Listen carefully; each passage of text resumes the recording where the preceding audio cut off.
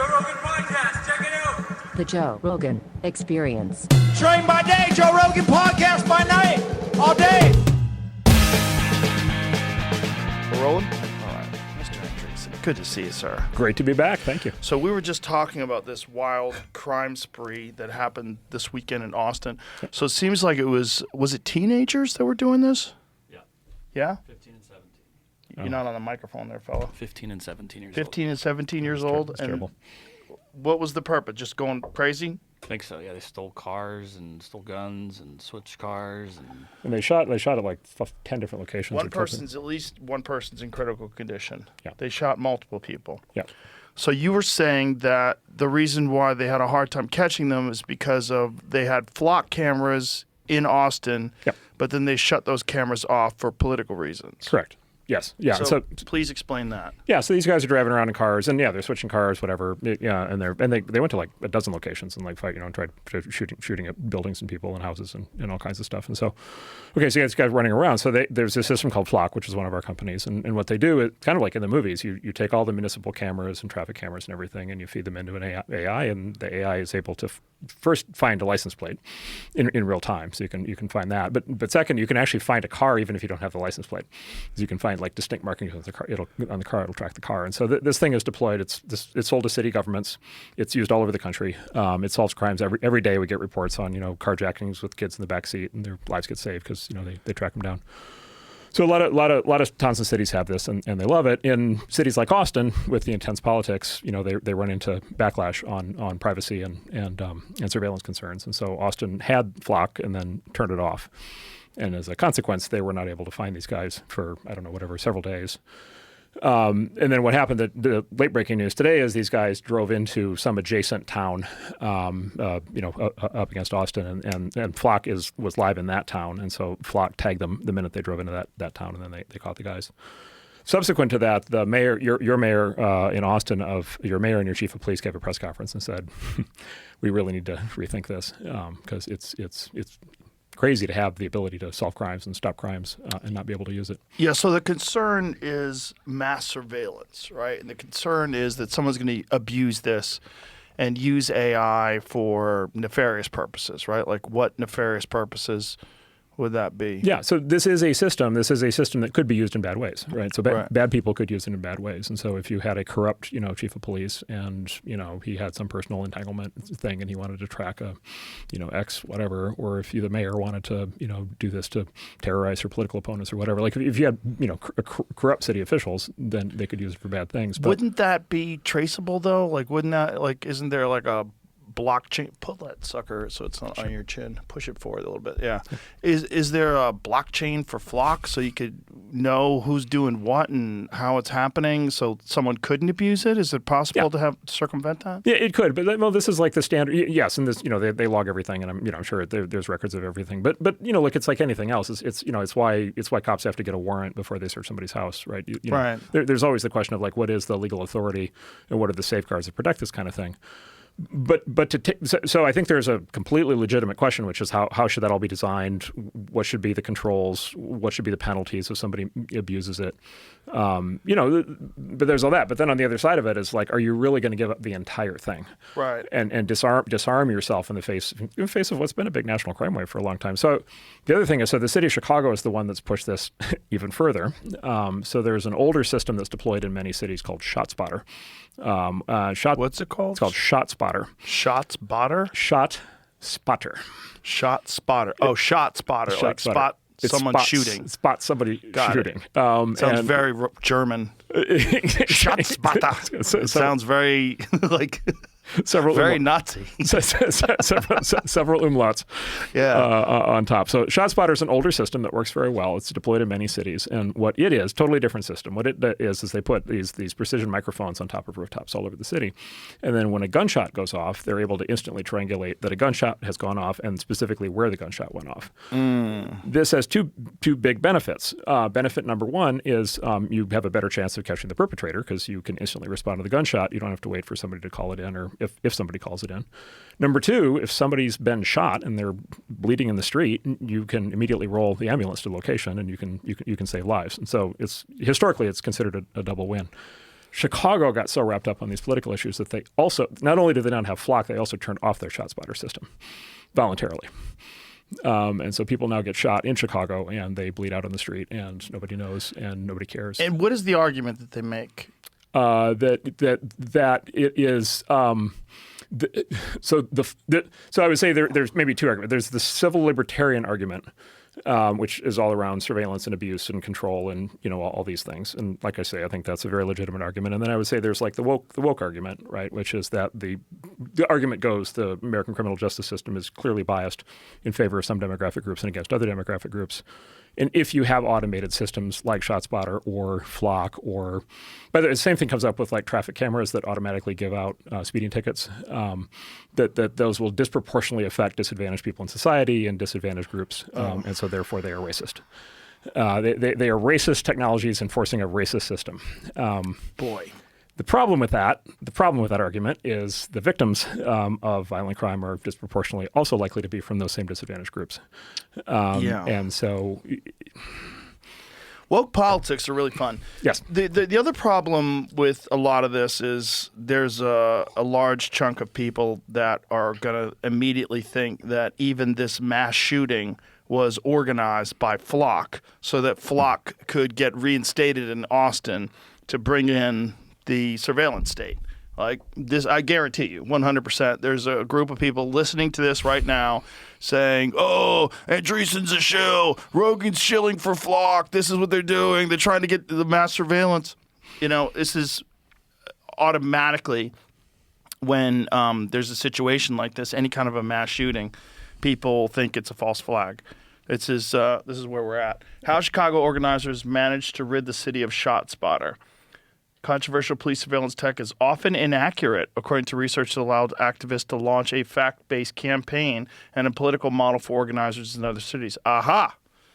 So they're saying it's inaccurate. Well, so what it is, and be fair to it, what it is, it's directional microphones, right? Right. And so shot goes off, it triangulates on a location. It's gonna, and look, it's gonna. It's also bouncing off buildings, right? So Sure. there's a lot of echo and. Yeah. I'm sure you get that effect. Nevertheless, But at least when a shot went off. A shot went off. It went off in this general area. I would assume we're not involved in ShotSpotter. I don't know for sure. I would assume at this point it's probably down to it's probably pretty accurate at the level of a block at a street. It's probably generally quite accurate beyond that. But again, right. So exactly right. I mean, I think exactly what you said, which is like, okay. At least a shot went off. A shot went off. And if you had both of those things, Flock and ShotSpotter, 88.72% of incidents flagged by ShotSpotter ended with police finding no incidents of gun crime. Okay, but right. But that doesn't mean the gunshots didn't go off. Exactly. That doesn't mean anything. Rarely produce evidence of a gun-related crime. That also doesn't mean anything because it just shows that a gun went off. If you have, first of all, Chicago is one of the absolute worst places in the country in terms of gun violence, correct? Yes. I mean, there's constant shootings going on in Chicago. Yes. And an enormous death every weekend, an enormous death toll. And people are very accustomed to guns going off. Not only that, people are very accustomed to shooting guns. If people are accustomed to guns going off, that must mean that people are shooting those guns and they're getting very accustomed to doing that. So then you've got people that shoot people and then get in a car and drive away. And then the cops come, there's no evidence. That means nothing. One of the things that we've learned when you deal with politicians in particular that want to talk about crime statistics, like crime is down.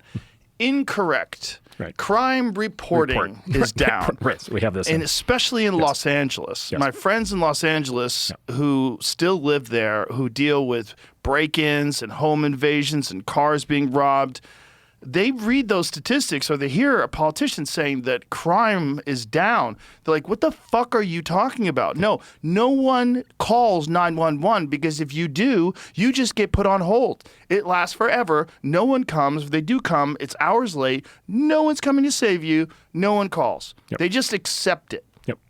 San Francisco is the worst. The people leave their car doors open. They leave the hatch open on their cars to let you know there's nothing in there. Yep. Please don't break my windows. Yep. My car is here. Oh, crime is down. Yep.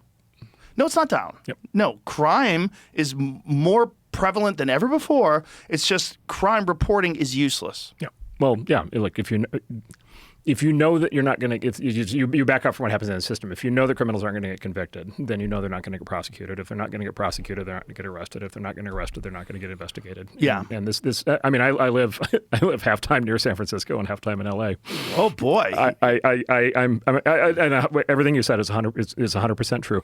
But the other scandal, by the way, just as kind of also came out, I think last week, was Washington D.C. has been they got caught. The police got caught faking the crime statistics. Yes, this is very important. Yeah, just like overtly up to senior levels of the Washington D.C. Police Department, and a whole bunch of people got fired, indicted. Right. This is very recent. And just like flat out faking the numbers. And it's like anything. It's like anything else, which is if you there's an old thing, which is if you measure it, it's no longer a good incentive. It's no longer good motivation, because it's just it's like grade inflation in school. It's just the temptation is so high to monkey with the numbers.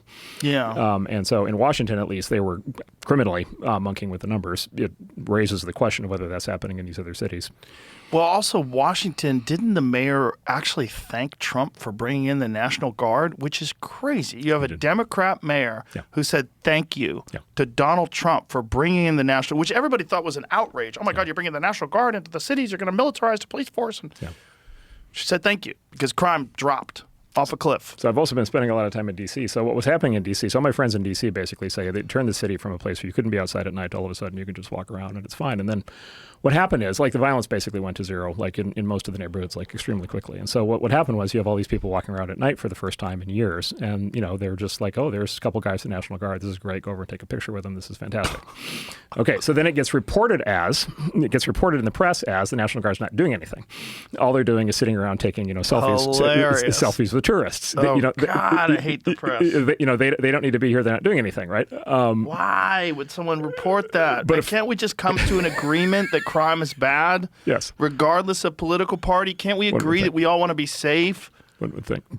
Well, let me give you one more. I'll give you one more thing, and we can move off this. So the other thing you mentioned is drive-by shootings. The guy drives away. There's no evidence of the crime. The other thing, if you talk to cops who work in high crime areas or people who live in high crime areas, which I have in both cases, a lot of people in high crime areas do not want to ever talk to the cops about things that have happened, because if it's gang violence, there's the very active threat. 100%. Snitches don't get stitches. They get morgues. 100%. Yeah. And so if you're relying on eyewitness reports, you don't solve crimes.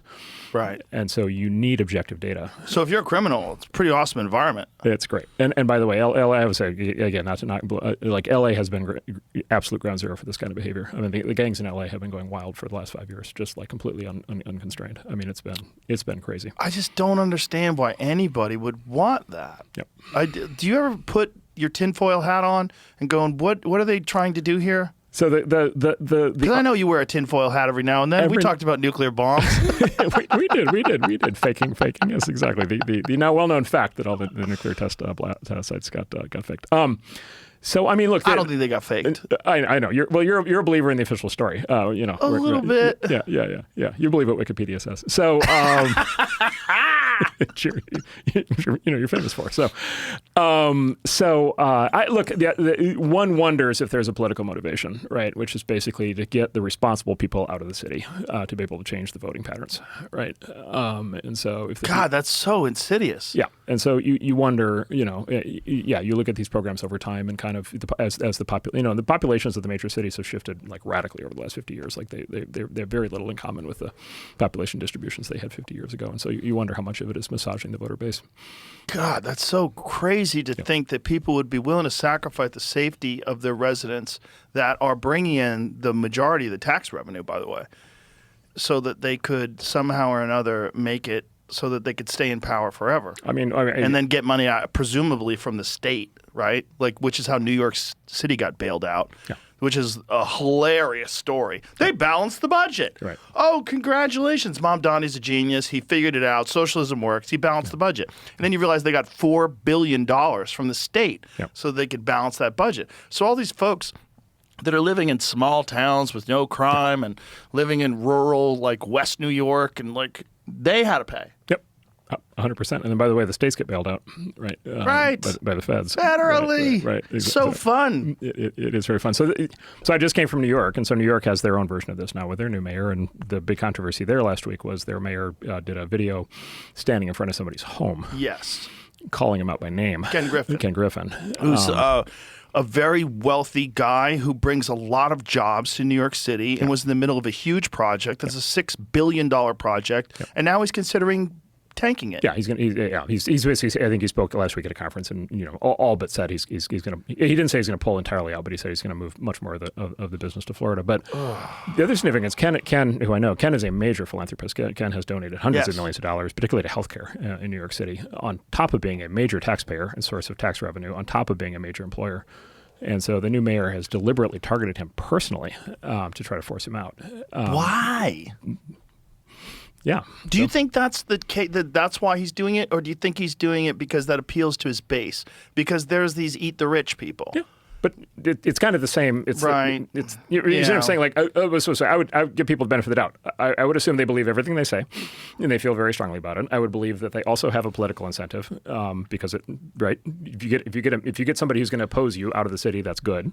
The top 1% of New York, aren't they responsible for 50% of the tax base? Yeah, on that order, yeah. Something in the range. Also of roughly the case in California in the year 2000. 1,000 individuals were 50% of the tax revenue. It was the all-time peak, but I think it's roughly 1% of the taxpayers, or 50% of the tax receipts. And so one could imagine a position that says, "Wow, we want these businesses to work, we want to generate all the tax revenue, and we want to pay for all the programs." Yeah. One could also imagine a somewhat more, let's say, YOLO approach, which is to drive out the revenue and then presumably account on bailouts. I just don't understand. Well, I guess people that are not playing a long game. They're only thinking of their own political careers and staying in power, that they wouldn't care. Yeah, I think there's that. And then I think obviously there's a lot of opportunism. And then the other thing is I think you have a lot of people, a lot of people in politics have not run a business. They haven't made a payroll. They don't have any what we would consider to be real world experience. And so the idea of business is somewhat alien to a lot of these people. I'm not a businessman, although I kind of am. You are. I kind of am in some weird way. I've become a businessman. Yeah. But this idea that it's easy to become a billionaire and that these billionaires somehow or another are the problem because they're not paying their fair share is so weird that's a narrative that actually gets pushed through when you look at the actual numbers of the tax base and how much they contribute and how many jobs they provide. And they make more money than everybody else. Right.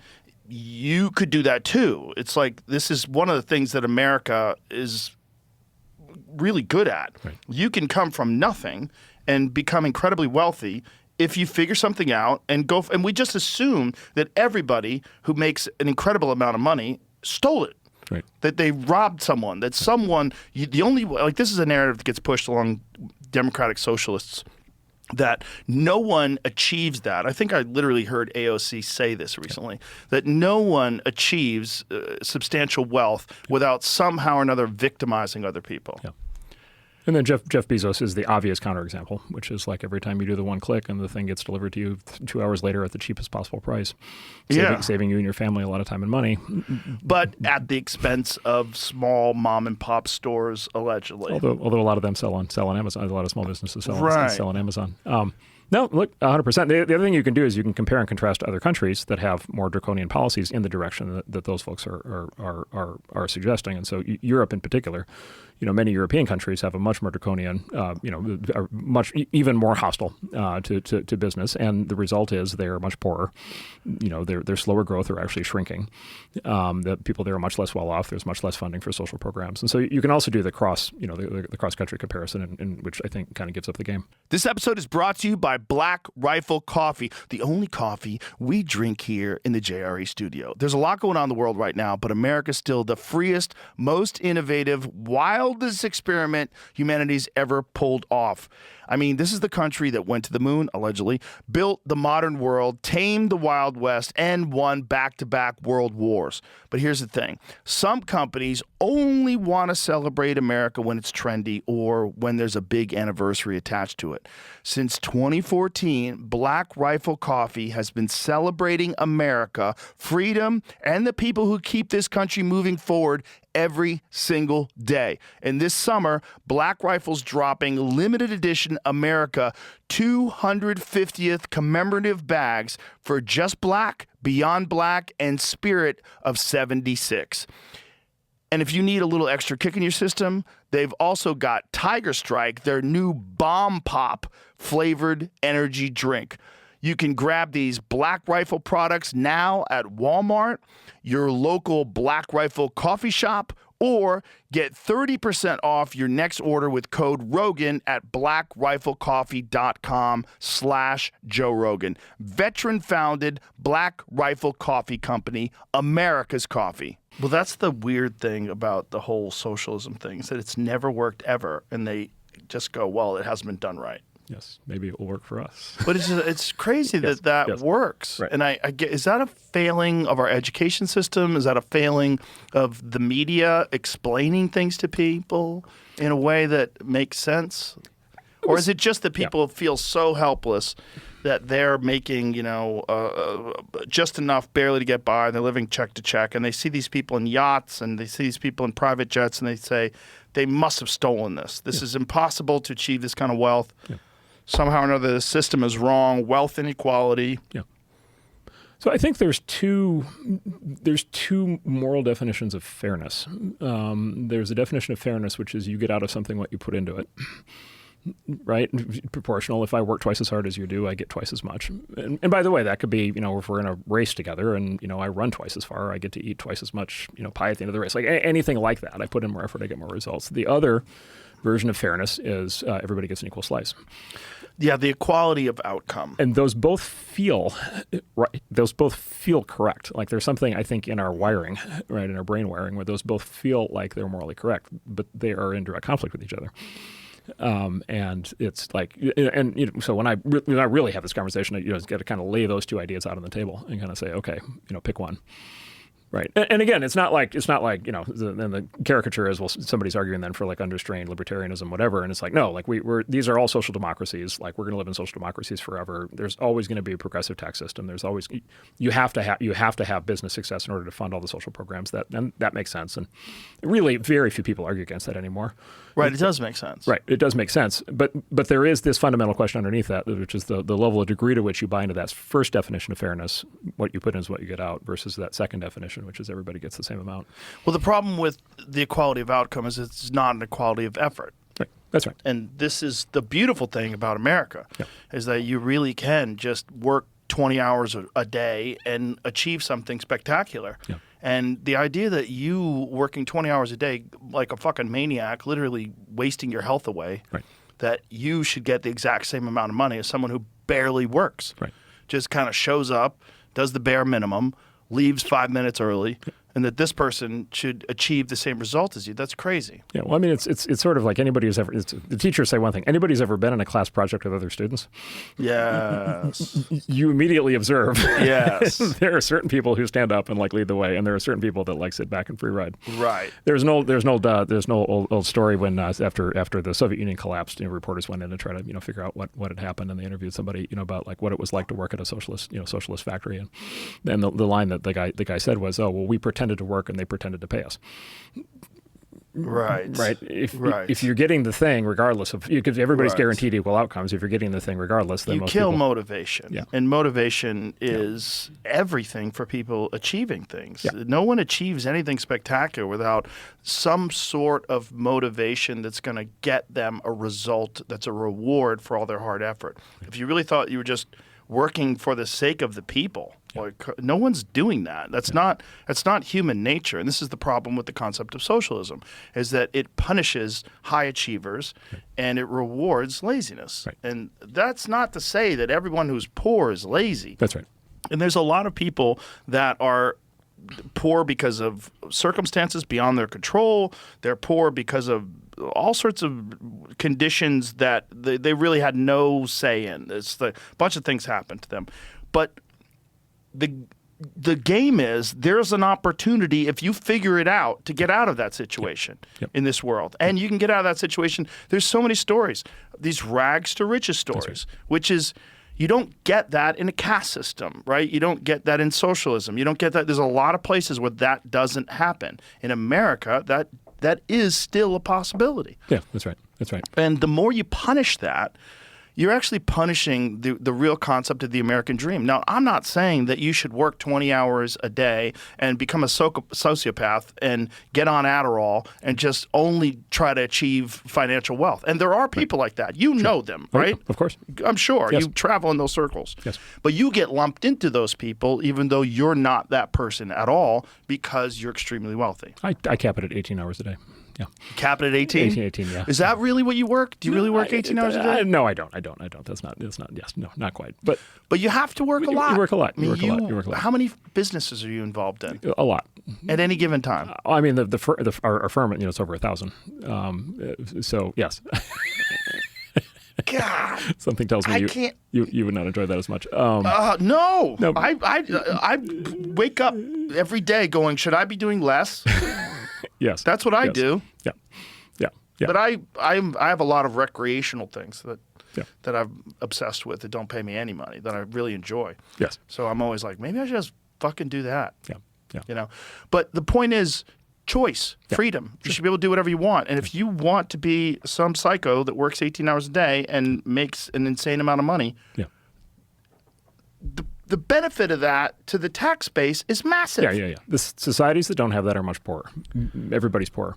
There are entire European countries, I probably shouldn't name them, there are entire European countries where they rank below our 50th ranked state. Yes. That we consider to be fully I was developed going to bring that up. modern countries. Yeah, like Mississippi. And their per capita income is lower than all 50 of our states. Right. And it's hard even. It's like congratulations. Like, is that going well? Are you happy with the outcome? And you have that I have those conversations with the folks over there, and the conclusion generally is, well, we need to do more of the things that resulted in that outcome.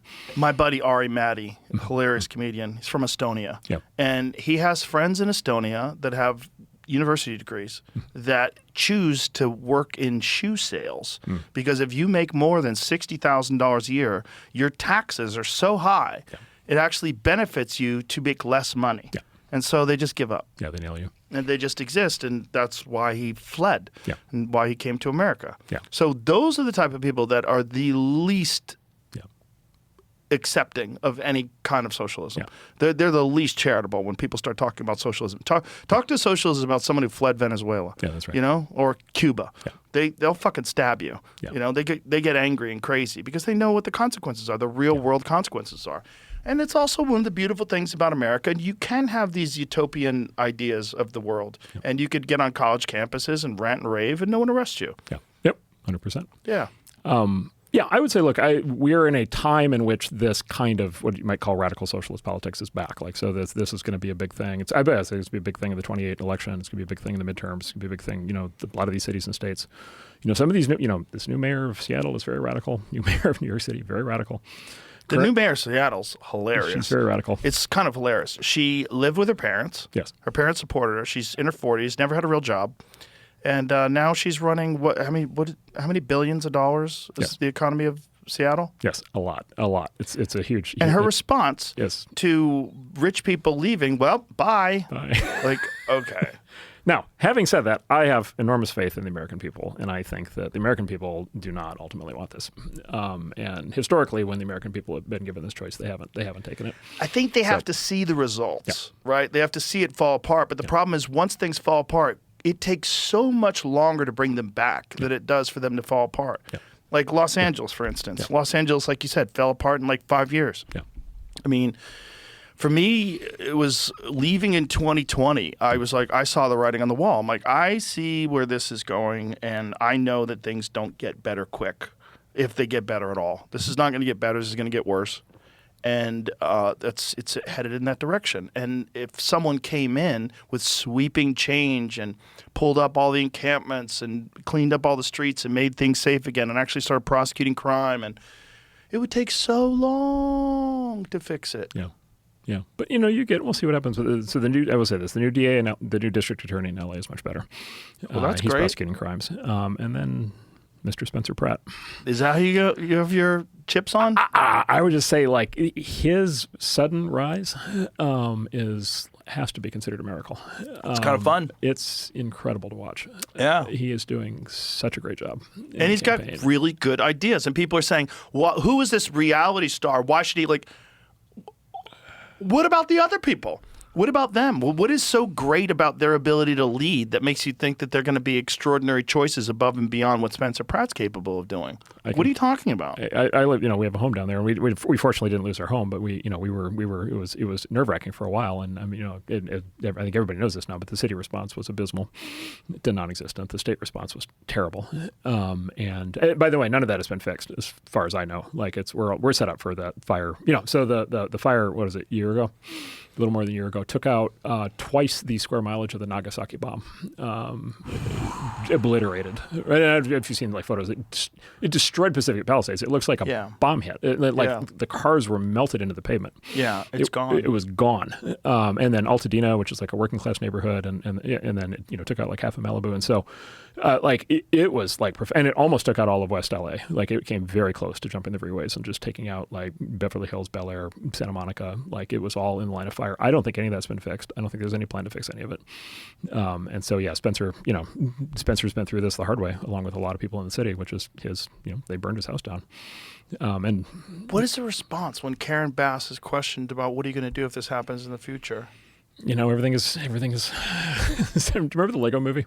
Remember the song "Everything Is Wonderful"? Yeah. Everything is wonderful. Everything's amazing.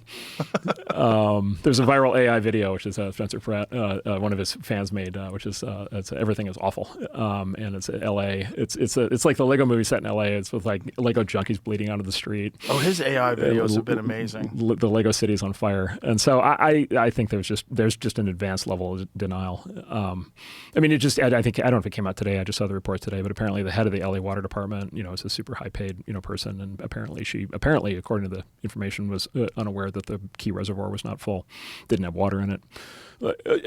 So the fire hydrants didn't have water in them. Right.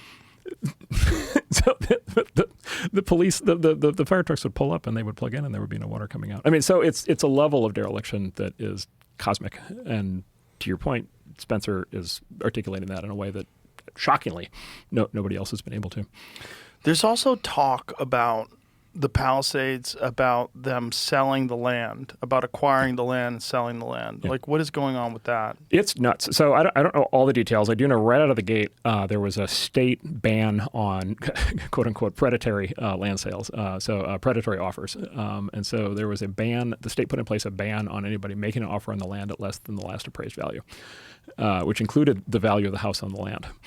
And so they chilled because a lot of property owners. So you lose your house in LA. Okay, so you lose your house in LA. By the way, it's been almost impossible, and I think for a lot of people, actually impossible to get fire insurance in LA for years because of all these issues. Because the insurance companies aren't stupid; they don't want to be left holding the bag. Right. And so there's a lot of people whose houses burned down, and their first thought was, "Screw it, I'm out of here." Right? I'm just going to sell. I'm going to sell the land. I'm going to go someplace sane. And then all of a sudden the state moved in and basically said they didn't say you can't sell your house. They said people can't bid on your house at your now destroyed house at below its previous value. So the previous value, so if you had a $10 million mansion on a lot in the Palisades and it's worth $15 million while it was there, and you say, I'll sell it to you for $5 million, you can't do that. You can sell it. The prohibition was on offers. What? The prohibition was, I don't know the exact, I remember the exact details. So the prohibition was, because immediately there were people, say speculators, right, investors, right, who immediately came in and they were like, oh, this is prime land, and right, surely at some point the city will be governed rationally. So we're gonna buy up all these lots, we're gonna build new houses, and we'll make money. And so the state immediately stepped in to make sure that didn't happen by preventing the offers. That's one. Step two is it was almost impossible to get a permit to build anything before this. It's certainly harder now. How many houses have been rebuilt? I mean, it rounds to zero, effectively none. I mean, we're talking, I don't know, up to 15 years, maybe, for the rebuild, maybe. And by the way, maybe never in a lot of places. 15 years for individual homes or 15 years for all the homes? 15 years all in. I haven't seen any prediction that's less than 15 years to rebuild everything, because any individual home could be, I don't know, 5 years, 8 years. 10 years. Why so long? Because it's almost impossible. These cities almost never. It's almost impossible to get permits to do anything in these cities. On a good day, they don't let you build things. Why? Because of the local politics of not ever changing anything, and not, I mean, everything's historic, or everything is this or that, or to rebuild it. The other thing they do is if you want to rebuild something, you have to do some other trade. And so this is the other thing that's kicked in, is now the politics of what they call affordable housing, which means government housing. So now there's demands that a certain percentage of the land be devoted to government housing projects, in the middle of what had been a residential neighborhood. And so that's a whole snarl. And then on top of that, there's all the logistics of actually building anything, which is there's only so many general contractors around to be able to do it. And how many thousand homes were? I don't know the exact number, many thousands. I mean, for people who haven't, by the way, experienced this, there's this really good movie on Amazon called Crime 101 that just came out with Chris Hemsworth. And it's a great LA crime caper. It was filmed in Pacific Palisades right before the fire. And so you watch this, and it's gorgeous. It's a gorgeous movie. And you watch this movie, and if you're in LA, you're just, it's hard to not literally tear up seeing, because that's just gone. Yeah. It's all totally gone. So you can get a sense of the devastation. Just imagine everything in that movie got destroyed. And so, so it's completely, it's completely snarled up. And I don't know, look, you're back to the age old thing. It's a single party state. Spencer Pratt's running as a Republican. The voters have a choice. A lot of people whose houses burned down are not coming back. This, and again, this goes back to the thing. I don't think we now know who the fire was set by, this crazy guy who had his own political agenda. Right. But who was a fan of Luigi. It was Luigi terrorism. We now believe that based on the reporting and the indictments. And so I think that was likely the real cause. But you do wonder politically if a side effect of this is to get responsible homeowners out of the city permanently to change the voting composition. So God. You can probably explain the dysfunction without that, but you do wonder if that's a motivation somewhere in there. Yes, so we'll see. Maybe I should also say, because I can sit and I can do this for hours, beat up on California. California is also the most spectacular place on earth. It's amazing. I mean, it's a natural wonderland, and then on top of that, we have two of the great global industries in culture in LA and tech in Silicon Valley. We have what apparently infinite gusher of money coming out of these two industries that can fund both amazing things and horrible things. But aren't both of those industries kind of leaking out of LA right now? So LA. So my understanding is there's less film and television production happening in LA than there was during the last strikes, and so it's become It's become almost impossible to shoot anything in LA. And many of the great movies and TV shows in history, of course, were shot in LA. It's where all the big studios built their lots. It's the whole point of being there, and that's almost all gone. So the local economy's just been destroyed, completely independent of the fire. Right. It's been destroyed by basically the crushing of the of the production side of it. So LA was already reeling from that, and that continues to be a big problem. And then there's this state, there's this new tax, this new ballot proposition for an asset tax, and the number of people in Silicon Valley who are leaving the state is quite large. And I would say it was a trickle, and now it's a stream, and it's becoming a flood. And I know a lot of people who are leaving the state because they feel like their assets are going to get seized. Let's explain this asset tax, because it's people are thinking it's just as simple as you get an additional X amount of percentage of your income, but it's not. It's unrealized income as well. So there's lots unrealized gains. Yeah, so there's lots of different kinds of taxes that one can have, and there's the obvious ones: sales tax when you buy or sell something. There's property tax based on you paying property tax on property you own. There's there's all these theories in this. There's tariffs, which are taxes on international transactions. So you have to get tax revenue somewhere, and you can decide from among these taxes. Historically, the U.S. didn't. In the old days, the U.S. didn't have an income tax, and then the income tax was introduced about 100 years ago. And it was a big deal at the time. It was a big deal. It's just like, oh, wait a minute, I'm getting a salary, I'm getting paid at the time, whatever it was, $100 a month, and you're going to take, you're going to take a percentage of my income, of money that I earned. And so that was very controversial. It started out, if I'm remembering properly, it was like a 3% tax only on rich people. But what happens is they got the mechanism in place, and then before you know it, 30 years later, it's you have 50% tax rates, and then by the 1950s, the marginal tax rates on high income people were up in the 90s. Right, right? And so it was a very big deal to be able to get the ability to seize a percentage of somebody's income. But we're all used to that now, and so we all pay federal income tax in California. We pay a lot of state income tax. We pay local income tax. I mean, my income tax rate's something like 60%, maybe at this point 62 or 63% all in. You're not paying your fair share. Exactly. It ought to be 99 clearly, if not 100. But we're all used to income tax. Okay, so park that for a moment. Okay. Then there's this concept of an asset tax. Right. And so in various terms, asset tax, wealth tax, or you might think of it as a property tax that applies to everything you own. Right. So not just the land that your house is on, but everything you own. Car collection, art collection, all the stuff on the walles, all your clothes, all your jewelry, all your everything, your house pets, like the whole thing. It's also stocks, right? Stocks, bonds, everything, crypto. How did this get proposed? How is it possible that someone proposed something this insane? So this idea has been running around for a while. By the way, there are other countries that have done this with disastrous results because all of the people with any level of assets flee the country. And so Europe has been through this multiple times, and we don't pay attention to that, but there's case studies from that. It's worked out poorly every time. It's been kicking around for a while. It almost passed. There was almost a federal wealth tax, asset tax in 2022 that almost passed, that didn't pass. And then the Biden administration said in their 2024 fiscal plan for 25, they said they were going to come back and do a federal wealth tax, asset tax in 25 if they had gotten reelected. And then now in California, there's a ballot proposition that a specific union has put on the ballot specifically for itself.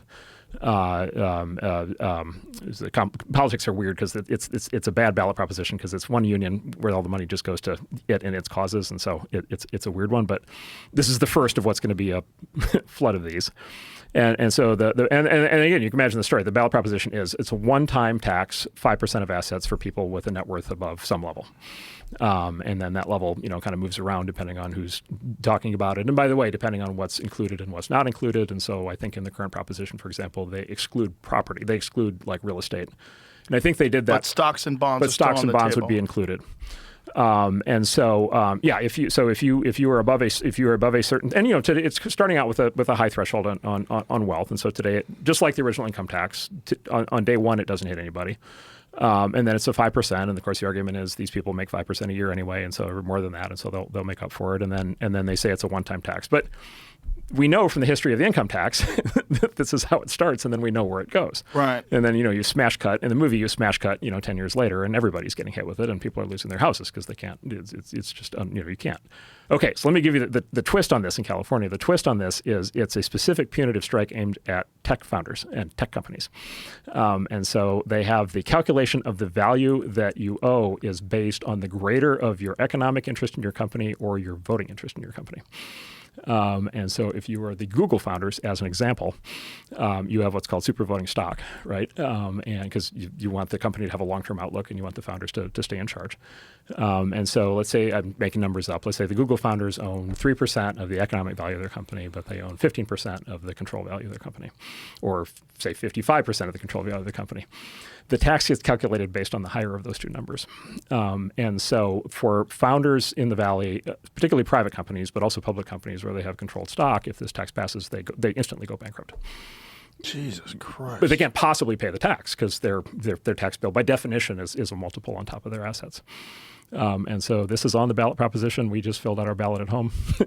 This is happening right now. This is the first of these.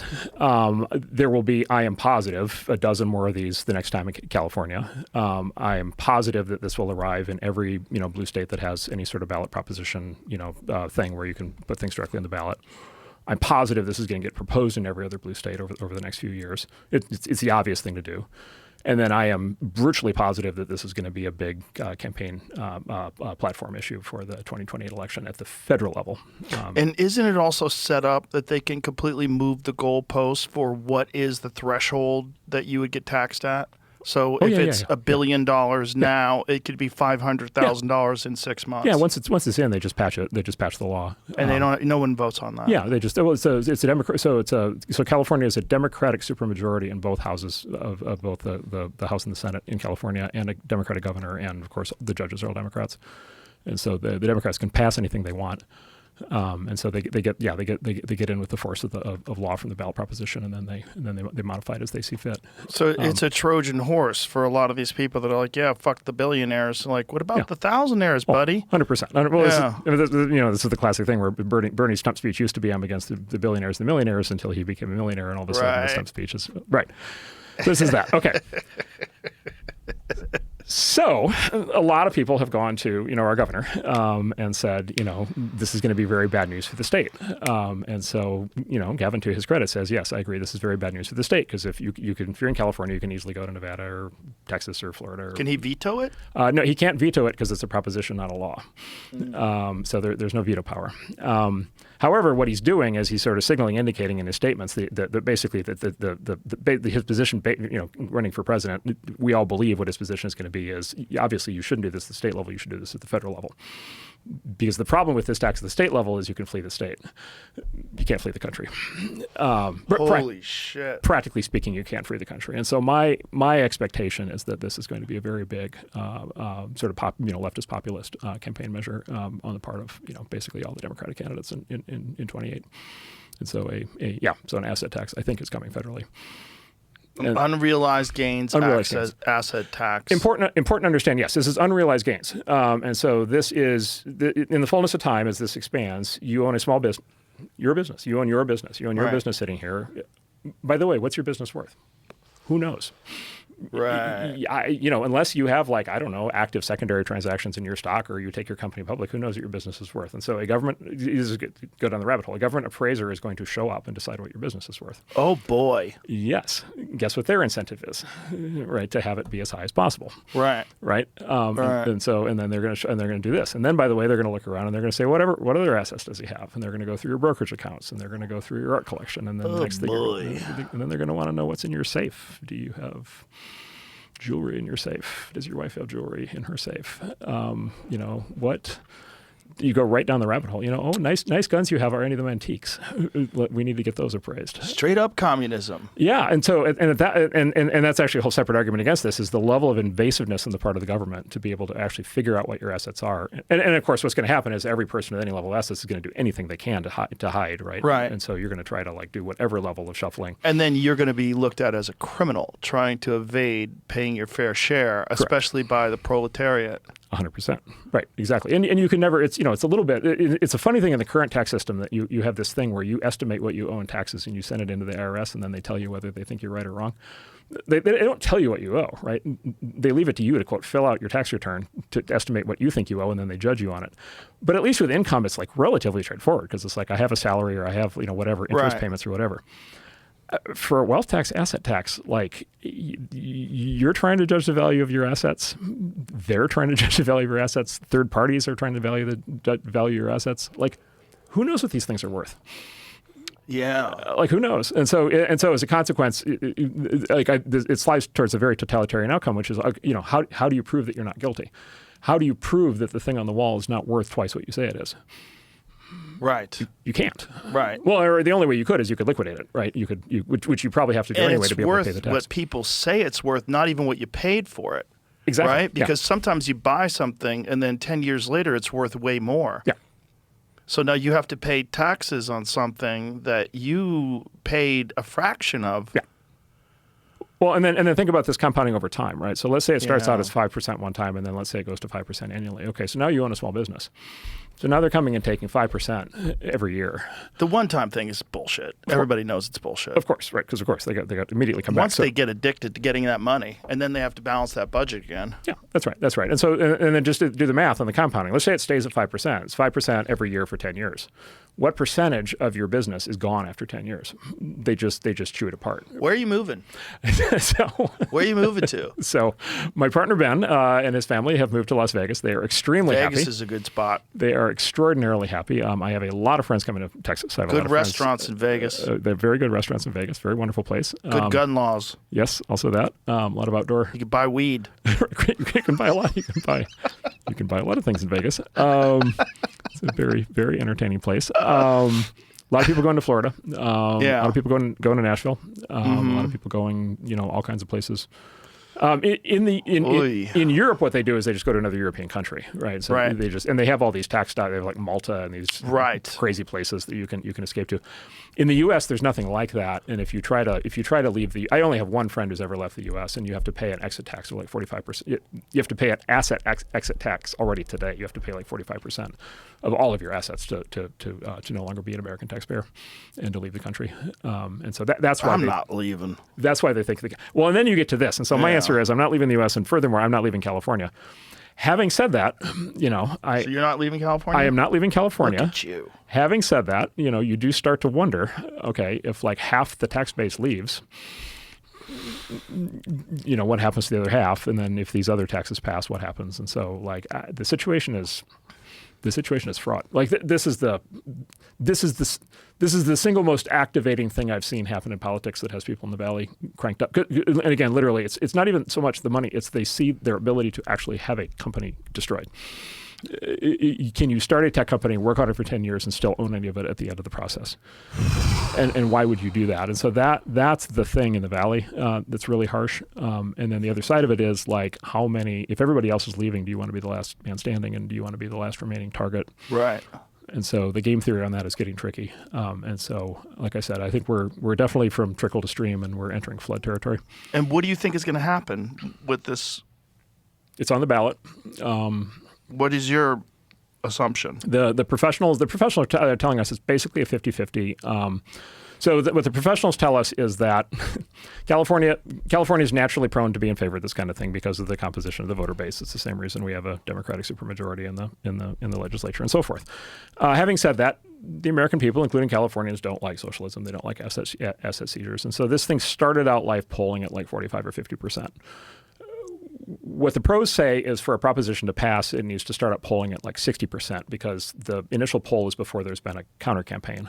And the counter campaign can almost always knock the support down at least 10 or 15 points. And so the pros say there's a chance that this doesn't pass because the 50% goes to 40% and then doesn't pass. The counter argument to that is this is a big part of the national mood, right? And this is a rolling thing, and all the narratives and all the issues that you're well aware of. So I think it's 50-50. And then, by the way, there will be like the mother of all court challenges following this, because this is going to get litigated. And then there's going to be all the specific, the number of people I know who are like figuring out all kinds of advanced maneuvers to try to figure out how to shield their assets. It's amazing. So there's going to be like all kinds of crazy stuff that happens from that. I don't know what happens, but I kind of think this is where I kind of go like, I kind of think it's not even this. This one is not the issue. The issue is what follows this one. And so the issue is what all the other states and cities do, what else happens in California, and then I think the big issue is what happens federally, which is where I think this is headed. By the way, Elizabeth Warren has already come out advocating for a 6% annual wealth tax at the asset tax at the national level. Unrealized gains. 6%. National level. And I believe annual. And so that she's such a kook. So that's the opening gambit. A fair number of people in Washington have already signed up for that. Like I said, the Biden administration wanted to do this. Like they tried twice. So this is not crazy. Like this is the Biden administration tried this. They tried in 2022 to do a federal asset tax, and for some reason it was during COVID and all the craziness, and people weren't paying attention. But they tried and they got close. And then they said in 24 in their official plan for 25, they said they were going to do it in 25 if they had won re-election. And so, well, what would that do to businesses if they did it on a federal level? It's everything we've been. Nice farm you have here. We're going to take 6% a year until it's all gone. Nice house you own. Well, what's the end game though? This is what doesn't make any sense. Fairness. Fairness? A complete dissolving of massive businesses is fairness? Yeah. I mean, and then what happens? Where do you get your iPhone? Well, what actually happens is everybody gets poor. I mean, what actually happens is everybody gets poor. But, of course, that's not the sales pitch. So. Good Lord. I know. Things are getting sporty. Sorry, I did not mean to come in here and be a little black rain cloud. That wasn't my... Well, then also there's a problem that when people look at what's going on right now with the Republicans, the Iran war, which is extremely unpopular, very unpopular. I mean, what is it polling at now? It's something like low 30% of people that think it's a good idea. So the Democrats come along, and they win in 2028. And then you have these ideas pushed forward because people want something different than what you have now. Yeah. And then it just opens the door to this stuff. Yeah. I mean, look, this is playing out in the UK right now. So, the UK government just blew up. So the Keir Starmer is the prime minister, a very, very kind of figure in this direction.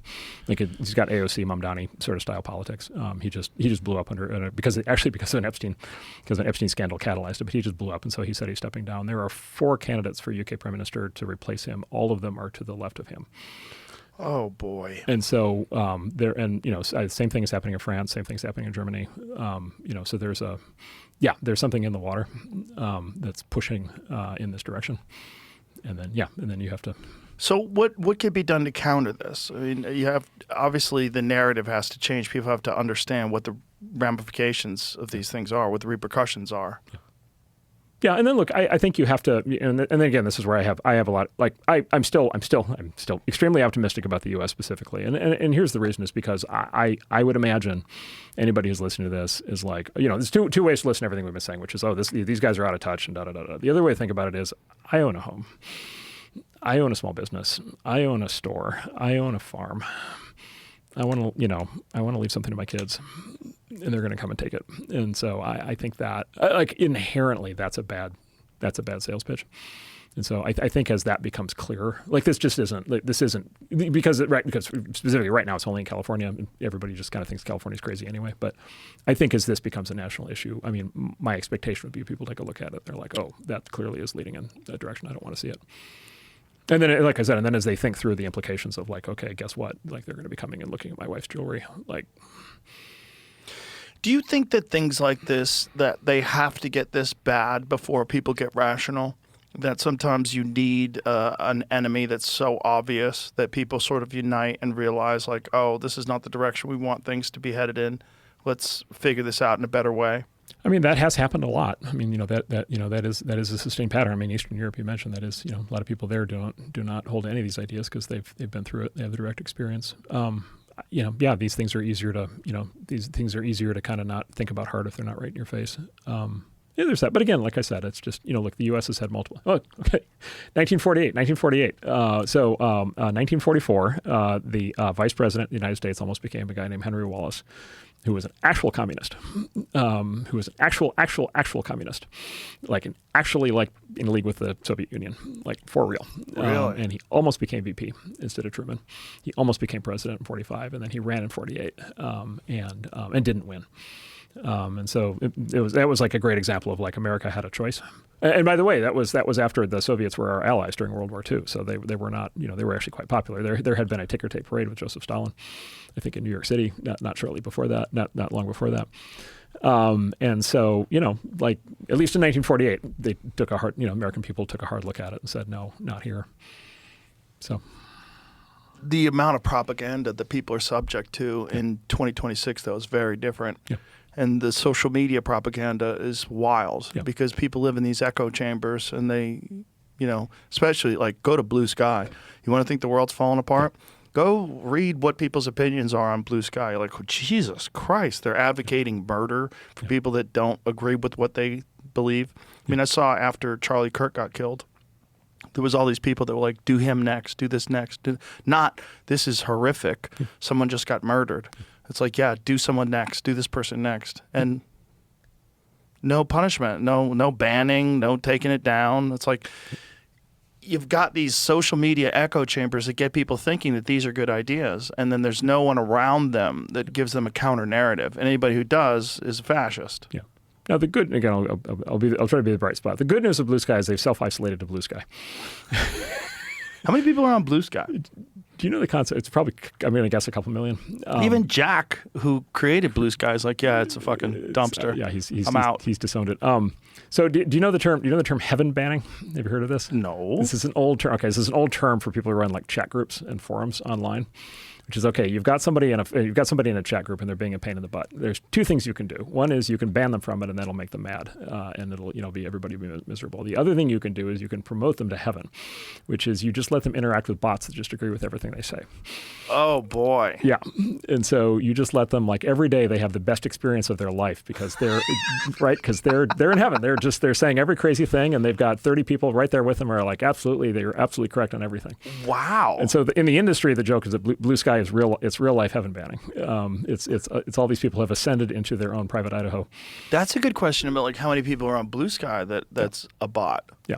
Jamie and I were just having this conversation about how many of these conversations that we deal with political issues are bots. Yeah, that's also true. There's tremendous amounts of bots. And then there's also, by the way, just payola is running crazy right now. Payola how? So influencers getting paid. Yeah, that's weird. And this is something I've been looking at recently. There's a legal loophole, which is you have to disclose political campaign finance laws. You have to disclose political contributions. If you're advertising a product, the FTC, you have to disclose that for consumer fraud reasons. But if it's just an idea, you don't have to disclose it. Even if you're getting paid to promote ideas. Even if you're getting paid to promote political ideas, social ideas. Yeah, because you see what I'm saying? It doesn't fall. It's not a candidate and it's not a product. It's something else. And so it's actually legal today to pay an influencer to say whatever you want, as long as it's not an explicit endorsement of a candidate or of a product, and then there is no disclosure requirement. Whoa! And I think this is right. I think a lot of social media now, unfortunately, I think it's paid influencers on the one hand, and then it's bot campaigns behind that. And I think the environment has gotten very political. And obviously, Elon's doing everything he can to fight that on X, but at Facebook they're doing the same thing. But how can you fight that on X with people that are being paid? That's why it's so effective, right? Because it looks organic, right? And by the way, every once in a while, people will see this. Every once in a while, a campaign will roll out, and there will be 30 influencers of a particular kind, and they'll all kind of say the same thing, and somebody will do the screenshot, and they'll show a combine. So sometimes they give, or sometimes people will accidentally cut and paste the solicitation. They'll cut and paste the text message in without removing the part that says, if you tweet this, I'll give you $5,000. And so every once in a while, it pops out like that. But the answer is generally you don't know. And if your influencers are creative, you're not going to find out. And so, if you're one of those influencers, all of a sudden that becomes your living. Yeah, that's right. And a really good one. 100%. Yeah, totally. If you're getting paid $5,000 to post something, and you could post 20 things a day. Yeah, well, 100%. Yeah, that's totally crazy. Yeah. Now again, it's like, look, I mean, there have been, there have been sponsorships forever. There have been, campaigns forever. There's always been guerrilla marketing is the term that used to get used, for kind of these underground marketing campaigns.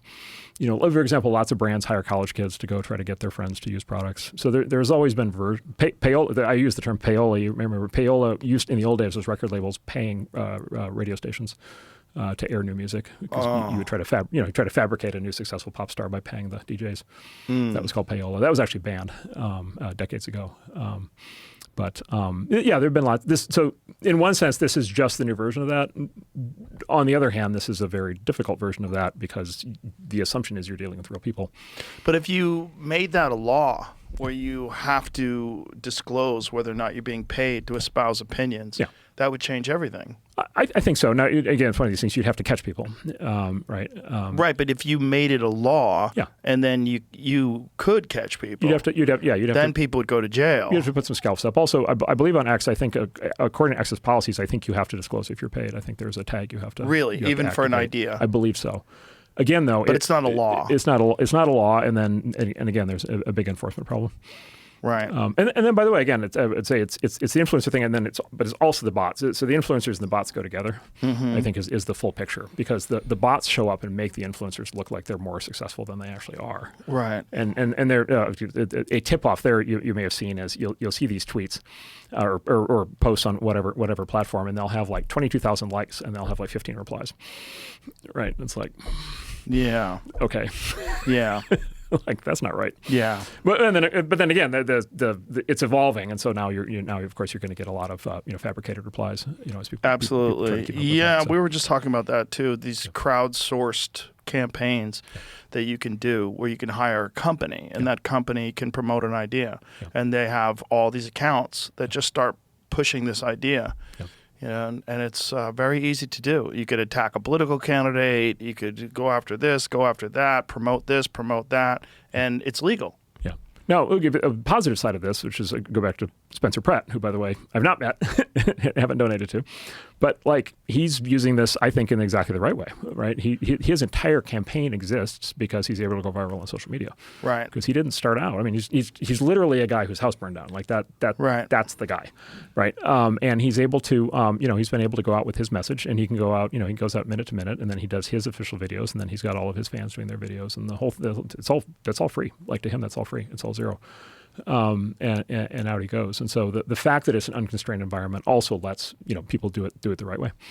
And so I think there is that side of it, and I think there's some balance here that has to be struck to contain the bad behavior, but also make sure the good behavior is still possible. Right, because right now it's almost impossible to find out who's a bot or who's being paid, and you oftentimes see people commenting on different political issues in the United States, and you go look at their page, it says they're from Taiwan. Correct. You're like, oh, that's interesting. Yes. And that's a good thing that Elon did.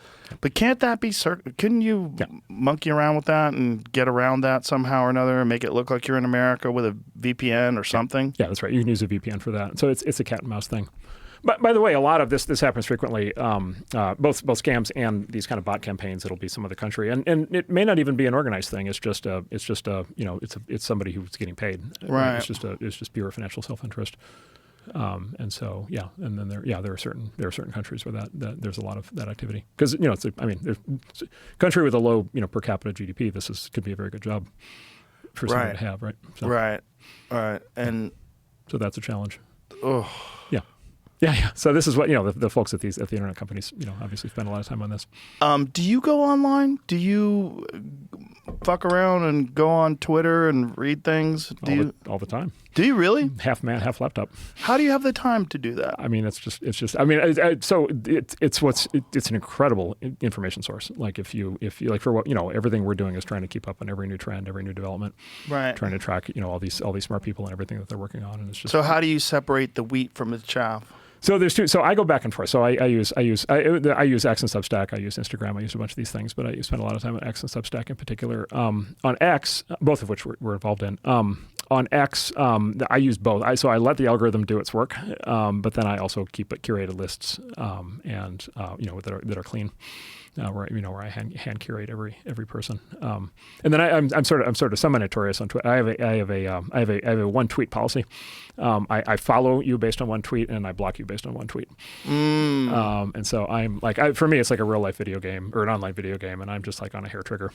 Interesting. And there are people, by the way, where I will follow them based on a tweet, and then block them based on a tweet, and then refollow them based on another tweet. So I saw one yesterday that says there's an Andreessen Samsara circle of life on Twitter of how often you get blocked, unblocked, followed, unfollowed. And what do you block people for? Just being an asshole. Yeah. Yeah. There's a lot of that. I don't want to. Yeah, I just don't want to see it, which covers a lot of bad behavior. But I mean, it's an incredible cross section of information. I mean, it's amazing. We have this like incredible resource with social media feeds. We have this incredible resource now with talking to AIs to get information. And there's and I'm not a utopian, and there's downsides to both of those. And you can use them. You can use them in dysfunctional ways. But what percentage of it do you think? For me, they're great. What percentage of what you're interacting with online do you think are bots? I think most of the people I follow at this point. I think most of the people I like actively follow, like on my curated list. I think they're real people. So how do you do this curated list? Do you use different software? It's all by hand. No, it's all just in the Twitter UI. It's all just the standard thing. So you have like a list? Yeah. I've got 3 on different topics. Okay. Yeah. And so you just like go and check that and see what's going on with this list. Try to read the whole thing. That's smart. I don't do that. Yeah. That works. But well. I don't go on it anymore. Yeah. It's just, to me, it just got too much of a bummer. Well, you have a different way of satisfying your curiosity. You get to. Yeah. I mean, but it's also when I go on, it's like I read so many things about me. I'm like, I don't want to read anything about me. So I don't go into my mentions, but then things about me are not even in my mentions, just in the regular feed. I'm like, I don't want to read that. So I get that too. What I finally figured, and it used to bother me, what I finally figured out is you have to think of it like it's a Call of Duty lobby. So when Call of Duty first came out, it was one of the first games that had the lobby, so the multiplayer games, and everybody was on their headsets with the live audio for the first time. So you go, and this is like 20 years ago, and you go in the Call of Duty lobby and there'd be like 12-year-olds just cursing you out. Right. Just like calling you every fucking horrible thing they could think of, right? And just it's part of the art. It's part of the art. It's just, they're trying to psych out their opponents. Right. And just be general shitheads. And so if you view it of I'm entering the Call of Duty lobby and it's like, bring it, in theory, you can moderate your emotional response. Oh, you could definitely moderate your emotional response, but I just choose to get my worldview from other places. Understandable. Yes. I just don't. I don't think it's healthy for you. Yeah. And I just see way too many comedians in particular, but I think other public figures as well, who become very mentally unwell by engaging in it all the time. Okay, so my friends and I have a theory on this. We have a theory that there's two ways to live life right now. It's you're either too online or you're too offline. Interesting. And those are the two choices. Right. You have to find a comfortable medium. But nobody ever does. That's the other part of this. Right.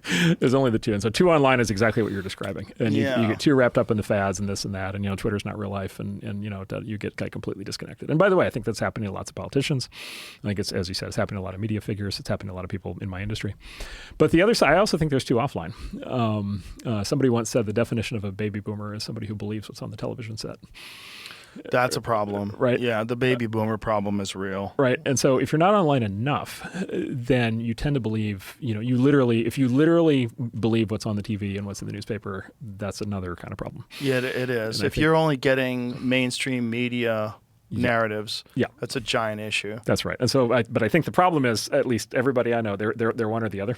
Right. And they, by the way, and as a consequence, they live in two totally different worlds, right? It's Right. almost impossible for somebody who's too online to talk to somebody who's too offline and have a productive conversation, because the two offline person has no idea what they're talking about, Right. because they lack all the context. The too online person is too wrapped around the axle on things that are like these crazy online dramas, Right. right? And so I think that's actually a big part of what's happening in the culture, independent of like left versus right or independent of whatever. It's just simply, it's two completely different mediated realities. I always wonder, like, what is it going to look like in 20 years? Like, what is this going to be like? And 20 years seems like a long time, but it doesn't if you realize that 2006 was 20 years ago, which doesn't seem like that long ago. 2006 is like modern times. It is. I think the next 20 years is going to change a lot more than the last 20 years, and I think AI is the reason why. I think so as well. And so I think all of this. I think if we're back here in 3 years, we're going to have a very different conversation. And certainly if we're back here in 20, it's going to be a very different conversation. And by the way, I think very exciting in many ways, but very different. I'm reading a book right now on the yugas, the cycles of civilization. Yes, the Kali Yuga. Yes. Yeah, I thought we were in Kali Yuga, but according to this book, we're not. We're in that Kali Yuga ended in the 1900s, and that we're in the next stage. And so it's got me very optimistic. The rebuilding after the end of the war. The rebuilding, and like that we're entering into an age of enlightenment. Yeah. And that there's going to be some significant breakthroughs with technology in particular that allow people to have a much more balanced life and perspective, and a much more balanced civilization. Like there's the doom or gloom, right? When it comes to AI, there's a lot of people that think this is going to be the end. We're going to be enslaved. It's going to be over. And then Elon's like, no, universal high income. No longer. There's no more poverty. There's no more. Everyone's going to be. There's massive resources. You're not going to have any problems with all the things that people are hung up with in today's world, right. In particular with communication. If we do develop some sort of technology-based telepathy, you think that the internet is a game changer. Yeah. Technology-based telepathy is the ultimate game changer, because there will be no more frauds. Yep. There's going to be, you're not going to be able to exist as a fraud if everybody could read your mind. You're not going to be able to exist as a grifter. Everyone's going to know your motivations. Everyone's going to know everything. It's going to be very strange, but that literally could call in the next cycle of humanity, if you really think about it. Yep. Well, if you wanted to be completely sure, optimistic. Of course. What do you think, though? Yeah, look, so obviously that'd be very, very, very big change. The technology path for that is this, so-called neural mesh. Neuralink is a step in that direction, right? Yeah. So Elon is serious about, not specifically about what you said, but he's serious about integrating so-called brain interfaces. And they're working, right? And it's amazing, right? Because it's like he's accomplishing miracles along the way. Like the lame can walk, the blind can see, the deaf can hear. it's freaking amazing what that company and the other companies in this space are doing. And so that's headed in the direction of, and you've probably seen this, is, you have people now, quadriplegics who can play video games with their brain. And if they can play video games, they can write messages. And then, people are also working on the input side of it. So that's coming. But I would even say, look, a lot of this is going to change even without that technology, right? And so I don't know if you've seen, so the Meta glasses, they just added the heads-up display in the Meta glasses, and so now you can have a heads-up display. If you remember Google Glass way back when, that kind of had that, but was too expensive, it didn't quite work right. So they now have in the Meta Ray-Bans, they have the ability to have a heads-up display, and so you can be sitting talking to somebody and be getting messages. And then they have this thing. If you've seen they have a neural wristband.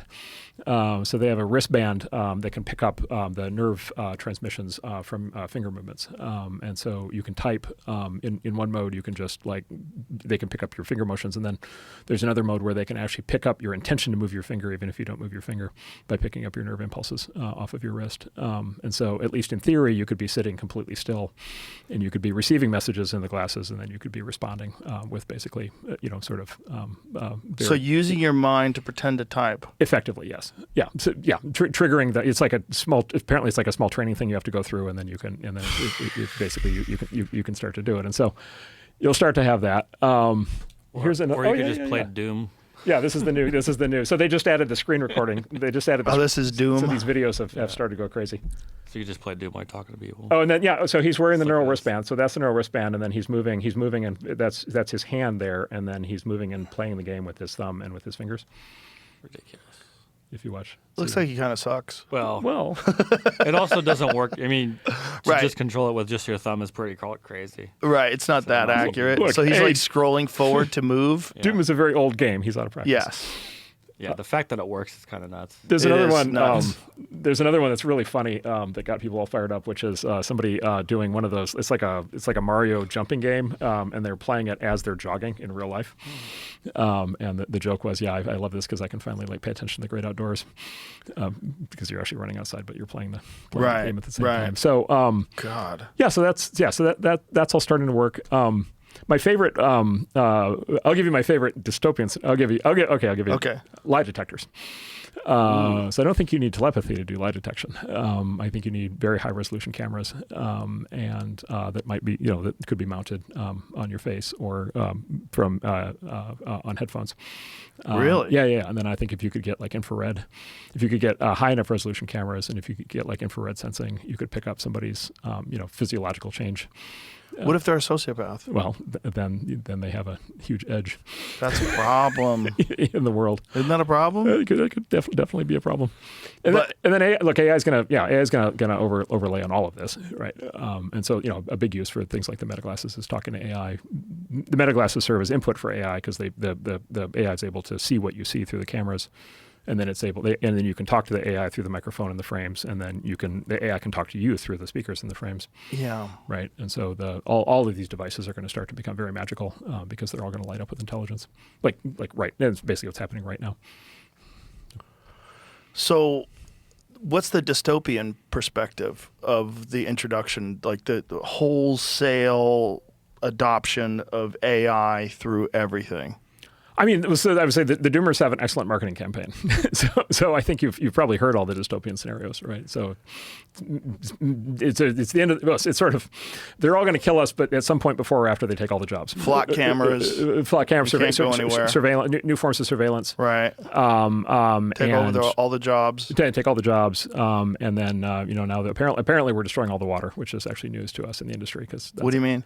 So this is there's a big anti-data center push. There's a big populist kind of revolt in the country against building new AI data centers. Yeah, I watched Kevin O'Leary argue with Tucker Carlson about that. Yeah, so Kevin has this huge project in Utah, right? And he's bought, I don't know the exact, I think he's bought 40,000 acres of land, and the vast majority of it's going to be just pristine land. But he needed it for the water rights, and then he's building the data center, and it's a weird. It's taken my industry by surprise because it's a bit of a weird issue because if you're ever going to build anything, a data center is like the most benign thing you could ever build because it doesn't do anything. What is it for? It just sits there. You just rack up thousands and thousands of computers in racks. Right, for what? To run anything that can run on computers, but specifically to run AI. the thing that has people freaked out is to run AI. I mean, everything else, every other kind of software runs in these things also, but AI is the thing that's activated the. But this data center is the size of 2,000 Walmarts. Yeah, that's right. It's going to be, it's going to be it's going to be in the middle of nowhere. It's in the middle of nowhere. It's going to be surrounded by natural beauty. It's going to be in 39,000 whatever, 900 of the acres are going to be preserved natural beauty, right? And so and you're never going to see it. It's off in the middle of nowhere, right, in the Utah desert somewhere. Sounds like you're selling it. I'm not involved in it. I'm not involved in it. I was going to say, did you see Marty Supreme? Did you see the movie Marty Supreme? No, I did not. Oh, so Kevin O'Leary from Shark Tank plays the bad guy in Marty Supreme. Oh, does he? And kills it. It's a legitimately great performance. It's absolutely, he plays a mid-century American businessman. He absolutely nails it. I'll spoil it. At one point, he literally spanks Marty. Because Marty's needs him for funding for all of his crazy dreams. And Kevin O'Leary his character turns out to be a total bastard. I don't even know what the movie's about. Do you know it? Marty Supreme? Yeah, sort of. Yeah, it's a great movie. Yeah? I haven't watched it yet. It's actually based on a true story. It's about a hustler. It's a movie about hustlers making it in America.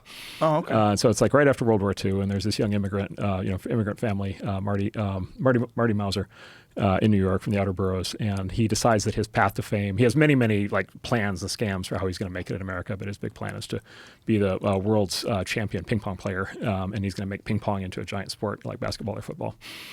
And by the way, the actor actually apparently trained to play ping pong for 6 months heading into this movie, and is just amazing. It's incredible, most incredible ping pong matches you've ever seen. Oh wow! So it's the American dream. It's the okay. And then he gets to make it with Gwyneth Paltrow along the way. So it's it's her return to movies after a long break. And when is this movie out? This is out last year.